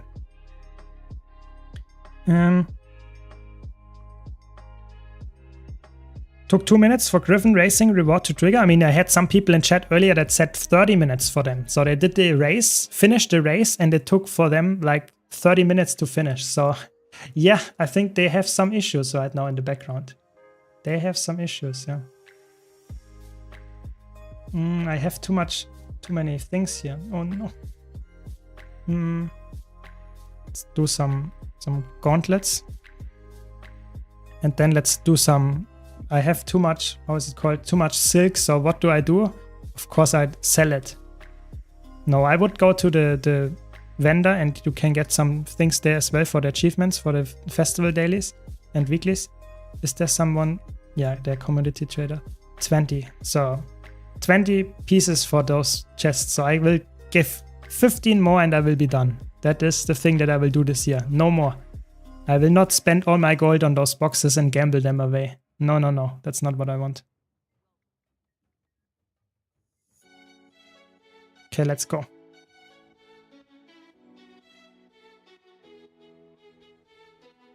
I did not know that you have a website, but I mean, it's very close to the name. So that's why I'm misspoke there.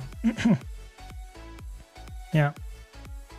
This is really easy, you know, you just farm this and you get then the weekly in like no time. It is really easy to farm this. You know, always select this, always go in, takes like 5-second kill time. If you have a more burst oriented build than I do, then it's probably even faster. And yeah, you're good to go. Now let's go. Where is it? There we go. Yeah, let's see if I can get some wins here in the boxes. Probably not. I never won with anything in Guild Wars 2, to be honest. Where is it? 1 Ecto for 7 boxes. Actually crazy. So many boxes. Yeah, no, not here. Here it is. It costs so much. So 15. There we go. 15 for the weekly. That's it. So probably nothing, you know. I know people that opened like 100,000, something like that. So yeah, what did I expect? This is like, gambling is not good. I just did it for the annual achievement. That's it. So what else do we need to do for the annual achievement? Almost through with it, to be honest. Crazy. It's so fast to do it, you know. I just have to farm some mobs in the map. That's it. It's crazy.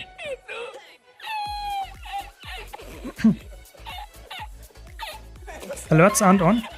They should be on. They should be on. Thanks, Tadat, for the tier 1. Really appreciate it. Thanks a lot. They should be on. I'm not sure if I turn it off or something. Typically not. Typically they should be on. Let me check.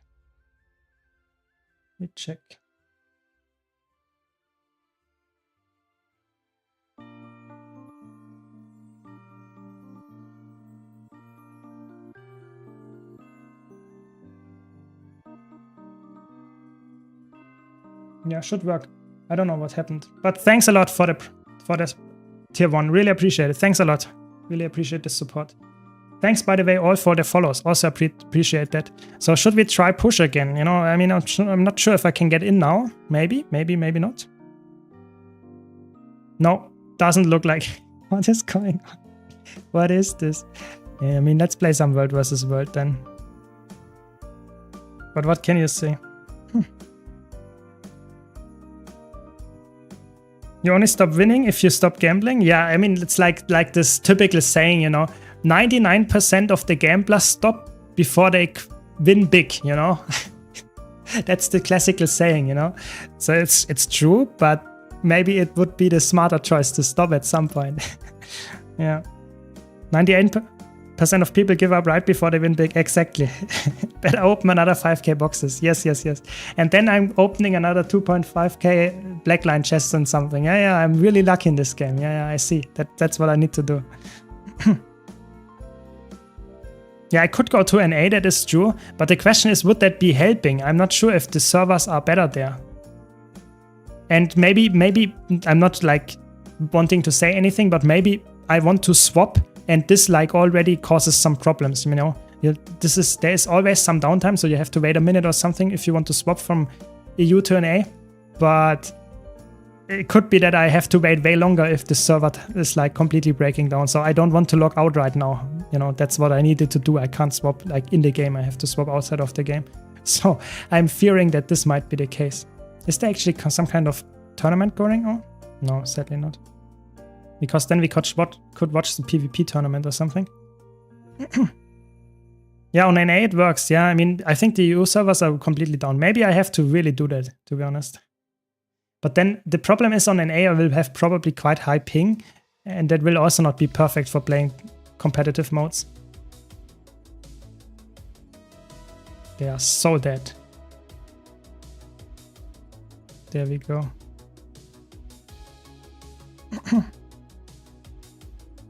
That's fine, you know, every bit of support helps. I'm always happy, you know. Just watching my stream is obviously also really good, but if you want to give me some support in a financial way, I'm also obviously really, really grateful for that. So thanks anyway, I'm always happy. Yeah, maybe I have to swap to NA. I'm not sure. I actually don't know what I never had that before, that you are stuck, so to say, in the queue and you can't leave anymore. That's such a weird problem. I think I actually know what's going on. I'm from Germany. That's my accent or my not perfect pronunciation. That's because of my not native tongue. Yeah, but I'm trying my best. I hope you can understand me. If you have any like problems, let me know, and I can repeat myself, of course. I have no issue with that, and I will try to improve, you know. That's the only thing that I can tell you. Even if it's not sounding perfect, you know, at some point, hopefully it will get better.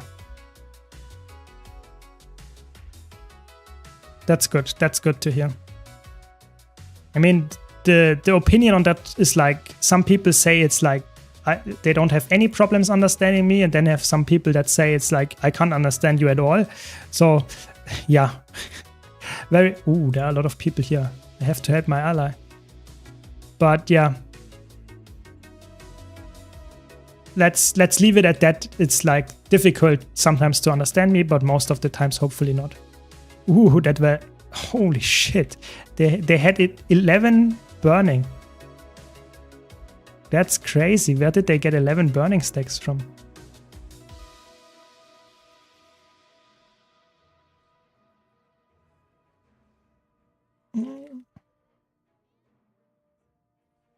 Nice, we got it. The self-interrupt. That's nice. That's nice. We go. We did it. I avenged my ally. That's good enough. Couldn't help them, but I could avenge them. That's good. Teach me what toy to buy to skip the Char battleground and uncategorized fractal skip. So it's you need this, how is it called? This tonic for this cat. So it's a specific cat that you need to do the skip there, but you actually don't necessarily need that. There are many ways to do the skip. I can recommend doing checking out Faint. It's a Mesmer YouTube gamer that has some really cool skips and shows them all in one video, and you can do them even without those tonics. You just need to know how to do them. So can highly recommend that. But of course with the tonic it's a little bit easier. And the uncategorized one is completely doable on most classes. You just need to have some kind of jump in there. It's just a specific leap jump interaction that works there, but you don't need to have the tonic for that one. Without the H, yes. Without the H. Exactly, yeah. Selling server legs, 1 gold a pop. There are big server legs, yes. I mean, the crazy part is I earlier was writing a message in squad chat, and it took like 10 seconds to pop up, and I thought, what is going on, you know? Even the message is not appearing, like, what? It's crazy. Yeah. Is your referral link? Yes, my referral link is in the Twitch. If you scroll down to the Twitch description, it's down there. It should be down there. Yeah. And you can also type !buy if you don't have it. I think that works as well. !buy in the chat to get the referral link. I think that's I have that also on my channel. Or my bot already knew it. This one is also working, you know. The bot knew it. You can just check out this one that the bot just posted. Bot is predicting my questions on stream, I guess.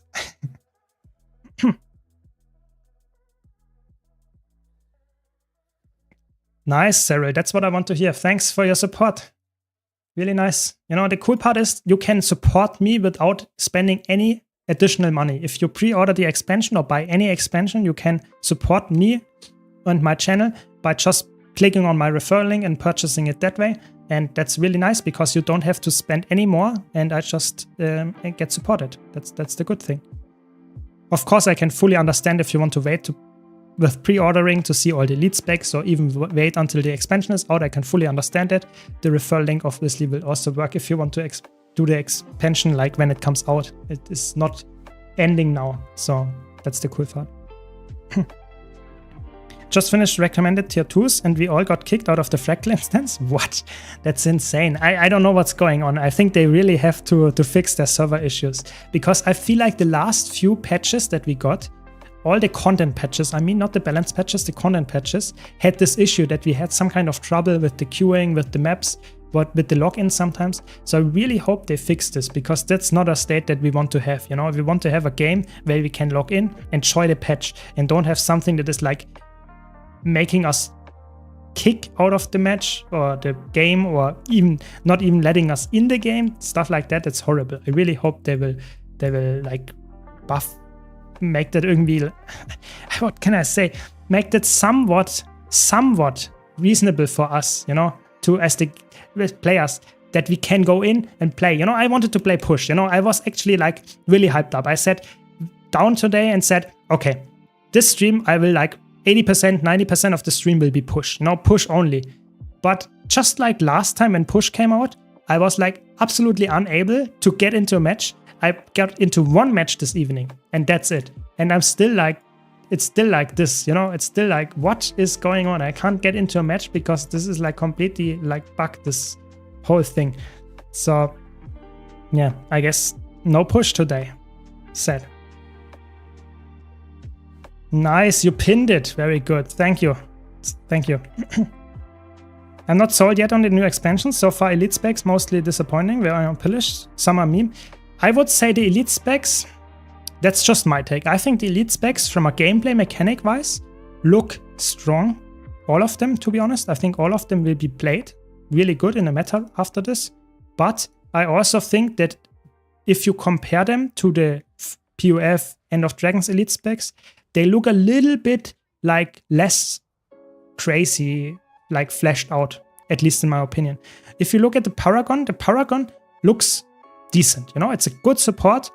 It will be playable and it will be really good because of the elite skill, for example. But it doesn't look as crazy fun, in my opinion, as, for example, the Berserker is, where you have to a really cool mechanic that is really interesting. It might not be for everyone, I get that, but it's really a crazy cool new mechanic that really changes warrior playstyle. And maybe that's not the best example, maybe you can go for Reaper, for example. I think the Ritualist looks quite okay. I think the Ritualist looks from a gameplay mechanic somewhat like a core Necromancer with a little bit more summons. But I think the Reaper or even the Scourge, they have way more interesting changes to the core class than the Ritualist has. So I really hope that the next 3 elite specs that we will get are actually somewhat more of crazy cool cooks and stuff that I'm really looking forward to play. But I think I like to play all of them. Don't get me wrong, I'm a build crafter. I like to play all the different builds and they will be broken and stuff, yes. But I think from if you compare to the other elite specs, just a tiny notch, I think that looks a little bit more interesting for me. So I can understand it. We don't know yet about the Dervish. It will definitely not be called Dervish, but we get the Amalgam and the Conduit, and maybe one of them will be the Revenant spec that is somewhat close to the Dervish, but I doubt it, to be honest, at this point. I mean, the Paragon can be played as a full support, as a full DPS. There is a trait that makes Paragon as a DPS viable, and that is okay, but it's not, I think, not that interesting, to be honest. It feels like a core warrior with DPS. That's it. You know, it's a core warrior with DPS, but I think you would never pick that for the most part. You would only pick that one if you really wanted to get the elite skill and you don't want to run a Paragon as a support. But I'm not sure if that's the best decision, you know. I think Paragon is really like support main. That's it. I personally think the Luminary actually is like not too exciting, but I think it has a very, very strong role in competitive modes. I think it will be really tanky. It will be a really, really good tank for bruisery PvP and World vs. World gameplay. But I'm not sure if it's like very interesting. I think Guardian had better elite specs, to be honest. But it is still, to be honest, I have to be honest, it is the closest to the core Guardian than, for example, other elite specs, yeah? So I think, for example, if you look at Willbender, it is definitely farther away than Luminary from core Guardian. And I think that's completely fair. You don't have to have every spec like absolutely crazy with the mechanics like Firebrand. I think Luminary is, for me, a decent spec, yeah.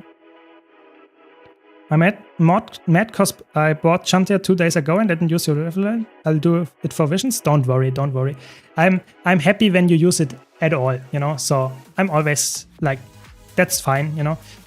And I can understand that if you didn't know it, it's not that like I have it for a year and already promoted it and stuff. It's just a new development that I'm a ArenaNet partner and I have the referral link. So I'm happy that I have it. So don't worry too much. Don't worry. So can we now queue? Probably not. No, doesn't look like it. Yeah, Char Guardian. Yeah, that one looks like from the lore thing, definitely like a reasonable thing. Yeah, Char Guardian makes sense. Makes sense. What do you think of the Ranger Elite spec? To be honest, the Ranger Elite spec, probably from the ones that got revealed, is for me probably the most exciting one. I think the Ranger one looks the most exciting because it feels like a really good DPS spec for PvE. It will be my go-to spec if I want to play DPS after the expansion comes out, because it looks really like full DPS build, power DPS. I like this design, evasive. You have a ranged option all the time, so if you need to do some mechanics, it will be a decent pick. It looks really cool. I think that looks, for me, even though I'm not a Ranger main, I think this might be my top pick for DPS after the expansion release, to be honest. I think the Gale Shot looks really cool, yeah.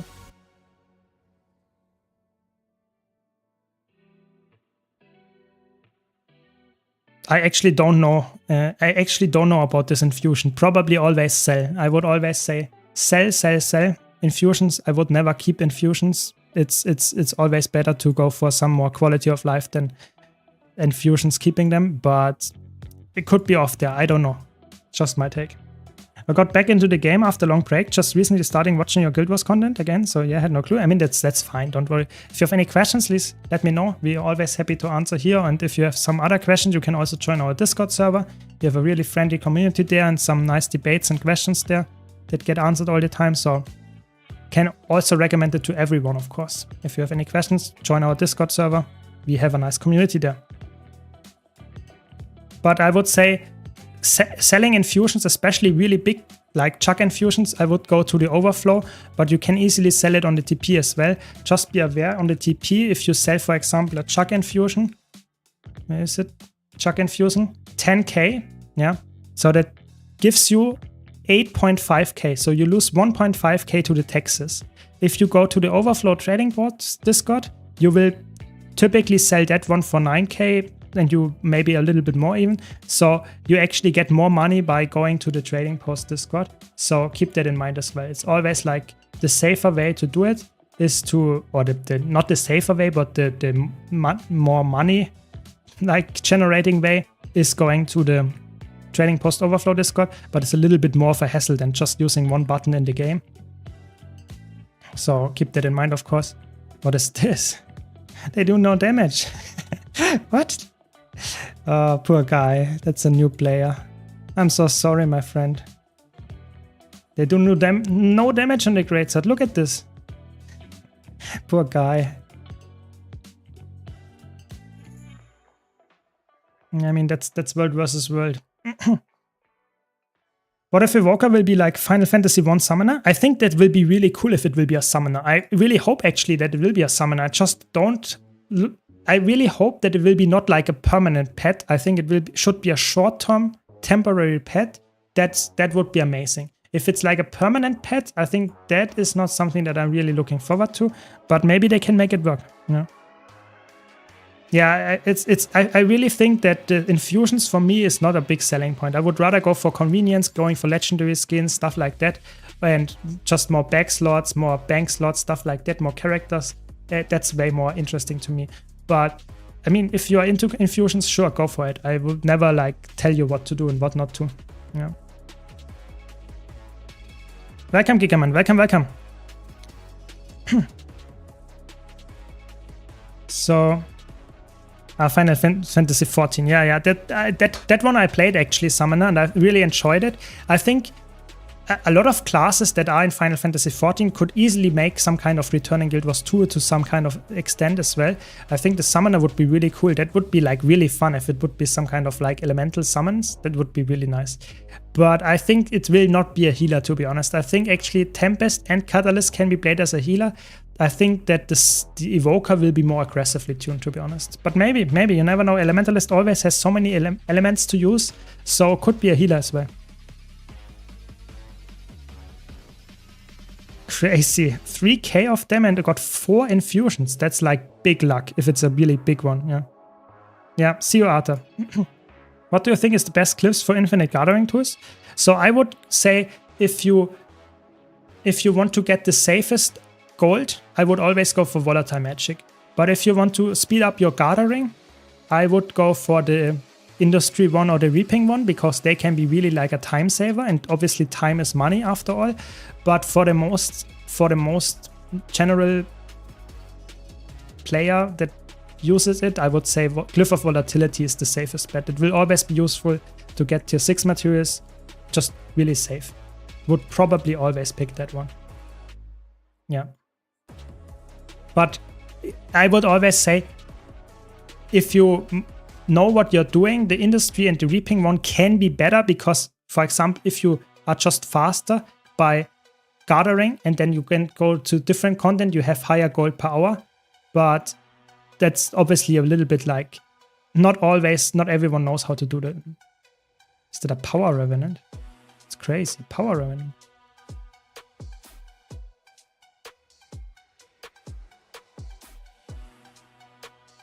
I mean, doesn't look like a challenging guy to kill, to be honest.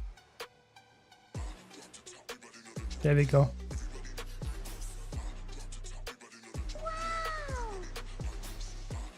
I mean, you can join our community guild, if it's not really like focused on clearing a lot of like raids and stuff together, but you can join our Discord as well. Our Discord has some, if you're looking for specific players, you sometimes can also do some raid trainings. I really wanted to start that again as well, especially with the upcoming core rework, so that we will get the merge of raids and strike missions together.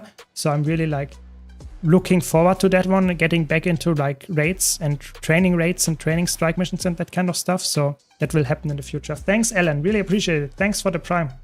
Thanks for your support. Yeah. I love if those pets would charge some power level as a use, for example, some evoker skills and then transform into some uber form. Yeah, I mean, that would be really interesting, you know, some kind of mechanics that you, for example, it would be really cool if you had to weave your elements to some extent.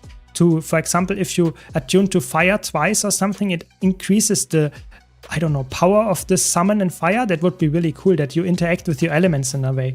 But I really don't know. It could be also very easy, very basic spec like Catalyst, that you just get an F5 and that's the pet summon that you have. Really hope that's not the case, but it could be. Could be. Yeah, I mean, if it's really just like you summon your elementals that you currently have, you know, just the core elementalist summons, like the lesser, there's a lesser elemental summon and the glyph of elemental summon, that would be boring. I really hope that's not the case. That looks boring to me. I really hope that's not the case. But I mean, who knows? Maybe that's the way it goes. And maybe it's fun, you know. I will never say I don't like, I always want to judge when I really played it. You know, I see the gameplay preview and stuff like that, give you my take, but I will not judge until I played it myself, because maybe it's really fun to play, even with the summons. Yeah. I give Antiquary as a try as a Thief main, but I just don't see its current iteration surviving, especially when every other reveal so far has support capabilities. Yeah, that is a little bit weird that the Antiquary didn't get any support, but I think in competitive modes the Antiquary looks extremely strong. And in PvE it looks like a really good DPS build. But I'm not sure if it will be like, because it doesn't get any new weapon, it always has to use the other weapons, and I'm not sure if you will dethrone any like Daredevil or Deadeye in terms of DPS. I don't know if Antiquary looks better than there, but it doesn't have any support, and that's really weird. All the others have support at least in there, so yeah. No, we get another 101. No, it's not a 101. Oh, a core Necro, oh come on. It's like the most annoying thing to fight with a full shroud. Takes like ages to kill.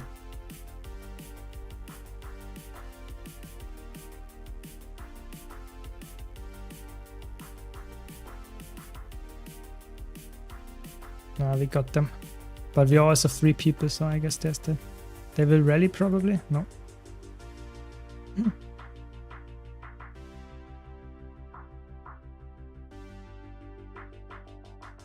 Yeah, I try my best, you know, I try my best to be positive, and I think currently the hype for Guild Wars 2 is actually there. I think that's a good thing. So I'm really like happy that a lot of people actually enjoy the game again and are looking forward to the expansion. So I'm really looking forward to that as well. Yeah.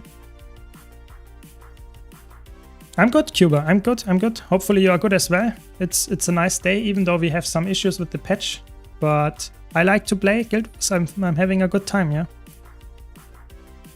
Yeah, I think Antiquary is like, I actually, to be honest, the mechanics of the Antiquary look like good. I think they are fun to me, personally. I think it's actually a fun spec, but the fantasy of it, the lore, how it fits into Thief, I think that is a little bit of too much. It looks goofy, I'm not a big fan of it. I think it would be like cooler if it would be like a little bit more suited to Thief, but I think the gameplay of Antiquary looks quite fun. You know, the loop that you have to get your artifacts that you then use to get damage out, get your initiative back, spend your weapon skills, get some artifacts, get your initiative back, and you have some really cool loop that you would not otherwise not really get on Thief. That you use and interact with, for example, your core improvisation trait, that you get more artifacts, that you can decrease the RNG mechanic, all that stuff. I think the spec itself, just from the gameplay perspective, actually looks quite good. But from the class fantasy perspective, I'm agreeing with you. I think it looks a little bit like not thievy at all, if that makes sense. But I mean, that's just me, you know. Why do they just refuse to include race changes as well in the identity change kit? I actually don't know that. I think that's a weird thing, because you can even change your, like, you can change from a human female to a human male and that kind of stuff. So it's actually crazy how much you can actually change. It's like a completely new character, but you can't change your race. Probably that's because of the story, you know. If you select a human, you are locked into the first, like, few story missions, like maybe 20 story missions or something, are human related. So a char that gets a completely different storyline than a human. So I think they don't want you to swap because of the story. I think that's a limitation that they have. That's why you can't change the look of it. That's my guess there. But maybe it would be possible. I don't know. I'm not a developer. My latest YouTube video made my Mesmer after release of the game. Nice. I mean, Mesmer is really fun. It's a really good spec. Be sure to have fun with it. You know, I'm happy that I could convince you. I think it's a really, really good spec. Really nice. Yeah, Chronomancer support is amazing. It's such a good one. It's probably the best support right now. So happy that you got convinced by me. Yeah, I'm happy to hear that. And I think Necromancer is also a good spec. You know, don't get me wrong. Necromancer is also a very good spec. But Chronomancer, I can see why you are now favored with Chronomancer. I can see that, yeah.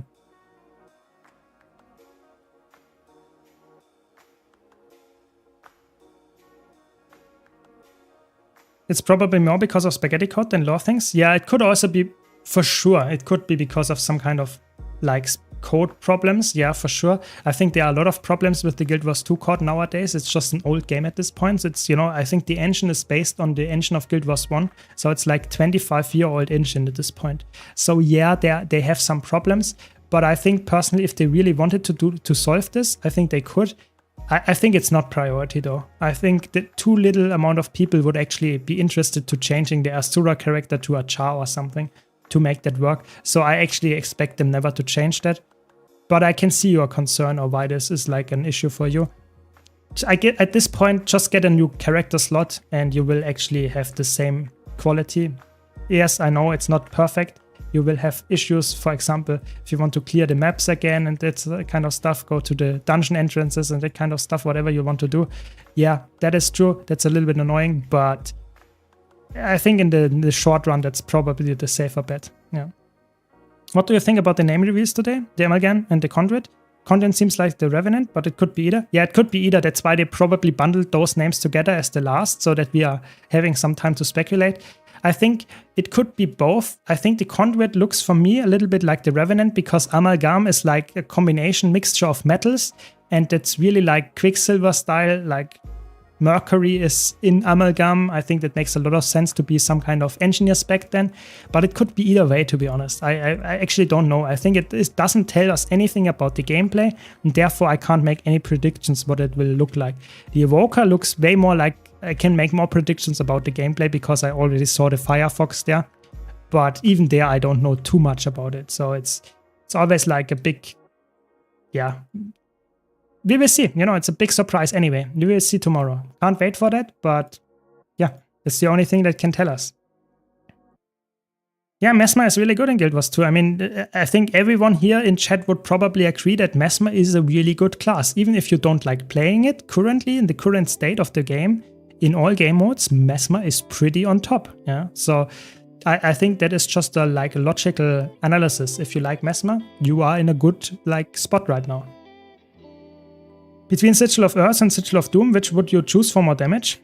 So if you have the interesting part is they work really well if you have both of them. So on my build currently I have both of them because if you swap attunements while you are, for example, getting engaged by a thief, you will proc the Geomancy, which will proc in turn the Doom Sigil. So you get a lot of condies on the enemy that is around you. That works really well on Elementalists, on Engineer, and on Revenant. Those three classes are amazing because they can easily swap their legends and stuff really, really frequently and stuff on even if they are CC'd, even if they want to not really necessarily swap their weapon, you can do that, all that good stuff. So that's why I would say Doom and Geomancy is the best combination. If you only can choose one of them, Geomancy has more damage for most builds, in PvE specifically, but Doom is more useful in competitive modes because it has the how's it called? Healing reduction of the enemy. So in Celestial 101s, for example, if I fight myself on this build, then having Doom versus not having Doom can be the difference maker. And also, don't forget, a lot of builds apply bleeding. Like all classes can apply bleeding to some extent. But if you fight someone that has a Doom Sigil, they can use it as a cover condition as well. So in competitive modes, I think Doom is superior, whereas in PvE, the Geomancy is probably the safer bet. But like I said, both of them together is probably always the best option if you can do that. Yeah. Yeah, I mean, you took a long break, Tethered. That's just if you take a long break. Well, we have a 2v2 going on. Let's focus the Catalyst here. Is it a 2v2? No, my ally just left me here. Oh no. Oh no, no, no.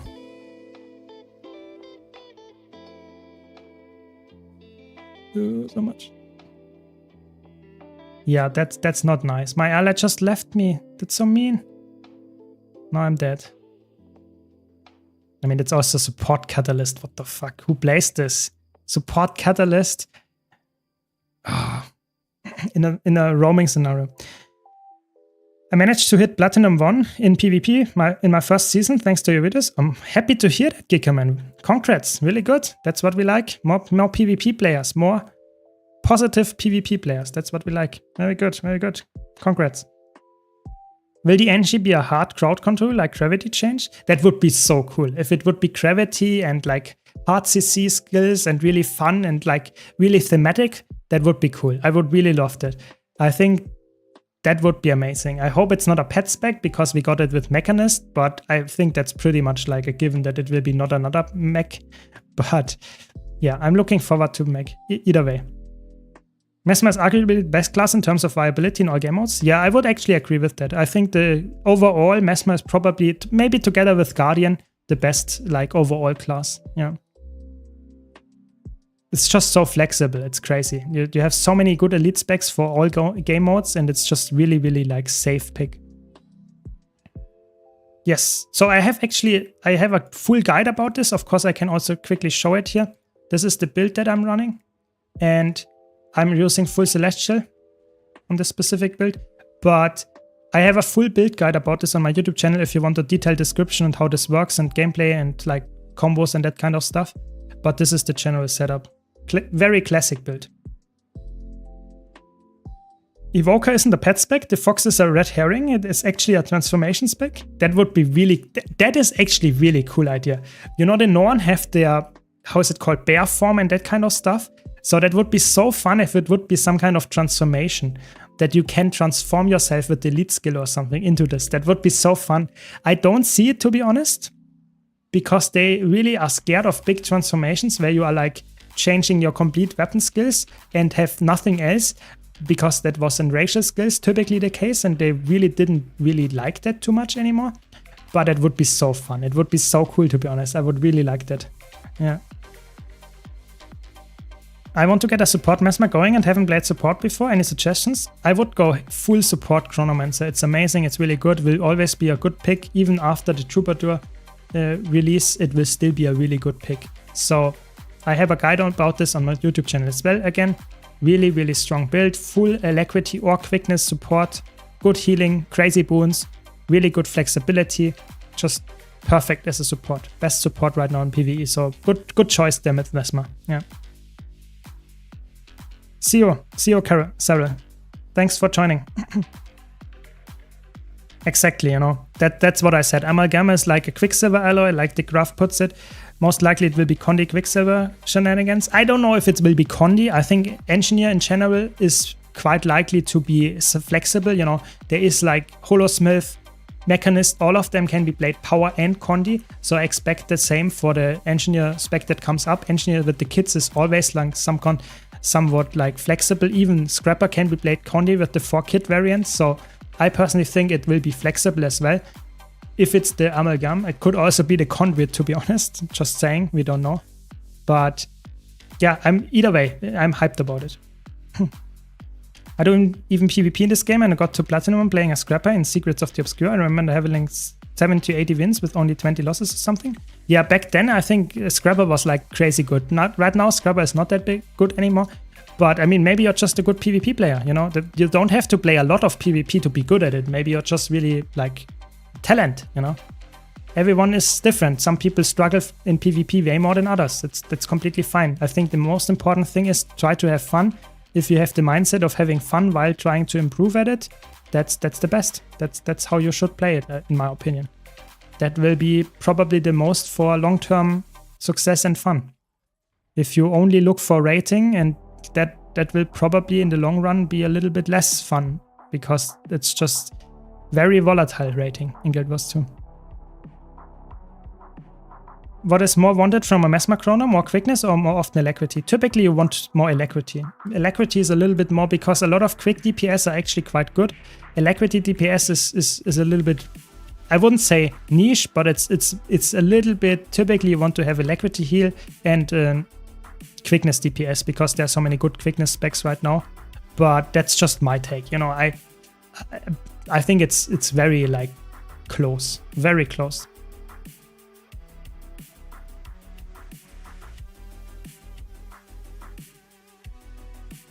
The 2 months of old heal Chronomancer or the 10 months of old heal support Chronomancer? So I think the 2 months old one. I actually try to make videos that are, so to say, updated versions. Then I always try to unlist the old one so that there's no confusion anymore. So only the 2 months old one should be up, or at least I put some outdated in the title or something. So the 2 months version is always the better one. As like the latest version of a video is always the best video. Yeah. So if I do a new build guide and I already made a similar build guide, maybe the same build guide like a few months ago, the one that is currently the latest is the best version. You should always watch this one and always like listen to this. Yeah. I play PvP in other games. I'm competitive enough, but in Guild Wars 2 I keep it simple. I'm getting older and I use this game to relax. I probably get into World vs. World after I'm done with open world stuff. My goal is there.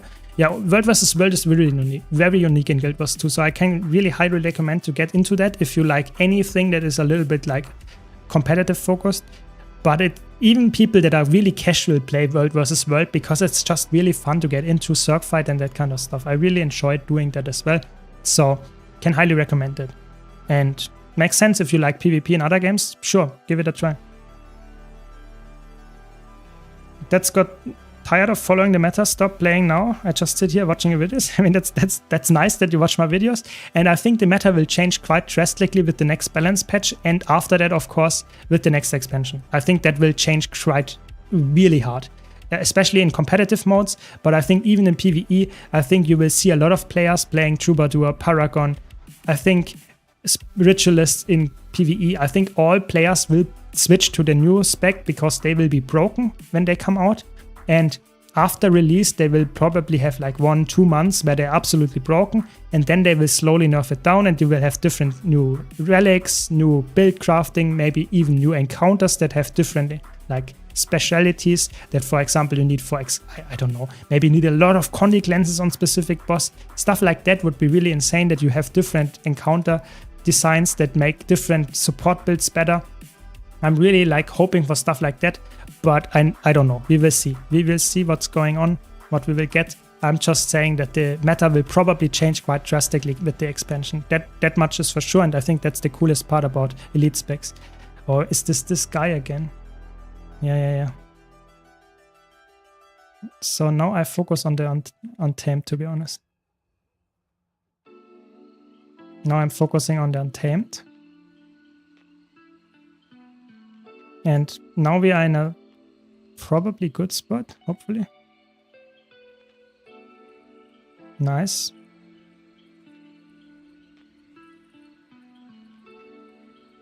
Nice, I think we get the kill here, yep.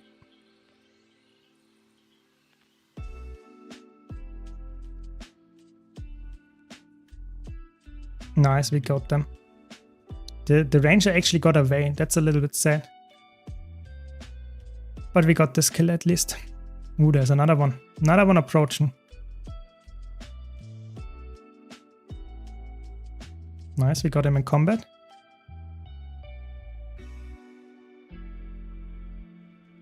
It's a core necromancer. Why is everyone playing so bunkery stuff? That's actually crazy.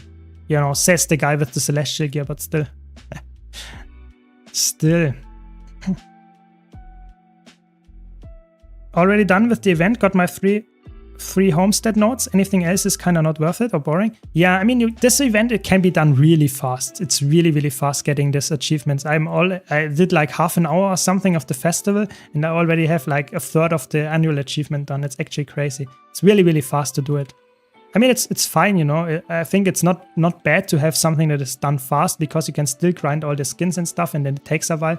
I think everyone should enjoy the event like they want to do it. So if you want to grind it really hard for all the skins, sure, go for it. But I don't want to be forced to do the annual achievement for like 25 hours just because I want to get the 50 account points, achievement points. That's a little bit. That's why I'm quite happy if it's done fast. But I can understand if you're sad that it's too fast. Yeah.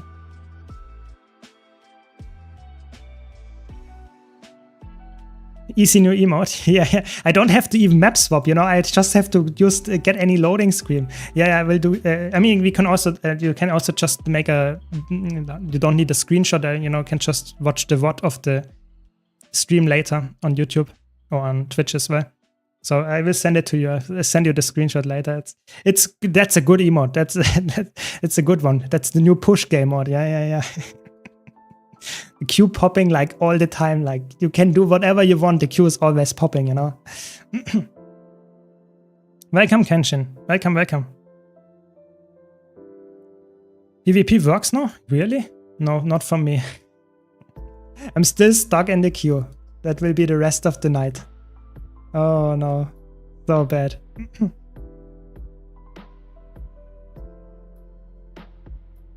Yeah, I mean, I think they have big problems. I think, Tedded, it's like not only you, I think everyone has big problems with the current, like, what's going on with the current, I don't know, communication, server issues, whatever. Are they letting me 1-on-1 this guy? I mean, that's a little bit of a tough matchup, to be honest. Did I just out-tank the...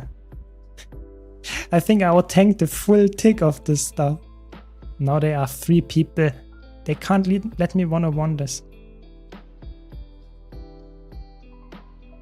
I think I stood in the how is it called? Because I don't have the thing on, you know, I have effect LOD on, so I didn't see that there was a plague lens, that's how it's called, down. I was like tanking all the ticks of it and I Condi cleansed all of them, and then I needed still 3 people to kill me. This build is so good. This is the new emote. Oh my god. Will World vs. World receive new maps, maybe Tyra maps? Like a weekly duel between guilds to fight for territory?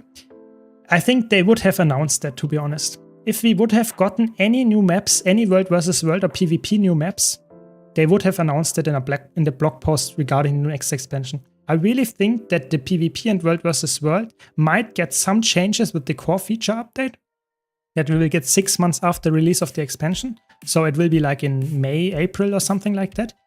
But I don't see any new maps for World vs. World. I think they would have announced this as some kind of big feature for World vs. World. Without any confirmation that this will happen right now, I think we will not get it. That is like, I don't see it, and I'm not even sure if World vs. World people actually would say this is the best thing that the developer time should get into. So yeah, I guess we have to live with that. Either way, yeah. What do you think World vs. World would look like with the new expansion? I think there will be a lot of troubadours around. I mean, troubadours are like absolutely insane. Sharing distortion, so invulnerability to your allies. You will probably have like in a 50-player circle, you will have probably 25 troubadours. It will be insane. You only want to share your distortion all the time. That's like insane. There will be circs running around that will use only troubadours to keep up with the full distortion. That's insane. That's why we had that before. We had a full like distortion sharing stuff. We had that before, and it got nerfed for a reason. It got completely removed, and I really think that troubadour will get the same nerf. It's just not healthy for a game. It's not healthy to share invulnerability to your allies. It can't be healthy. So I don't see that. Welcome, Chill. Welcome. I just started EOD and wanted to know if doing all the metas is enough to slowly grind for Gen 3 legendaries. Yes. That is like the only thing that you need, together with 1 map completion of each of those metas, and then you don't need anything more. Just doing the meta events, getting some Imperial favor and that kind of stuff. Yes, that's exactly what you need. Yep. Good part. Good. Didn't people blast the refs for the Desert Borderlands back in the day to no end? Unlike they would release a new one after that reception? Yeah, exactly. They did. I think the Desert Borderlands is really cool but it didn't get that much like of positive feedback because a lot of tryhard players back then didn't like the general issues that it had. And they fixed most of it now, but it's still not that well received. People still like to play EB, like Eternal Battlegrounds and like the Alpine Borderlands. So I actually don't expect to get ever a new map. I think that's not their main focus. They would rather update the features, you know, say, okay, we want to get some kind of like maybe reward rework. Maybe we want to get some kind of like, I don't know, more the matchmaking, make it better, maybe make the alliances system better, whatever, yeah, stuff like that. I think that is more worth it for them than giving us a new map, which would not change too much of the gameplay loop, at least in my opinion. That's what they probably think. Unless Ainit will say no distortion in competitive. Yeah, they could do that, but they did not tell us in the live stream that, so I'm actually not like sold on that. I think they will probably like say we will try it in the beta event. If the distortion is too obnoxious there, then we will remove it. Maybe only in competitive modes, maybe everywhere.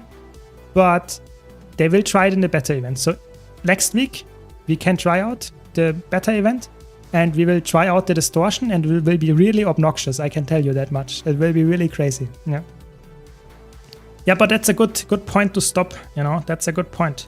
So thanks a lot for watching. That is the end of today's stream. Sorry that it was a little bit shorter today because we had some issues with the logging in at the beginning. Be sure to check out my YouTube channel if you haven't already. Thanks a lot. Had a lot of fun. Thanks for all your support and hope to see you around. Really excited for tomorrow. So stay tuned.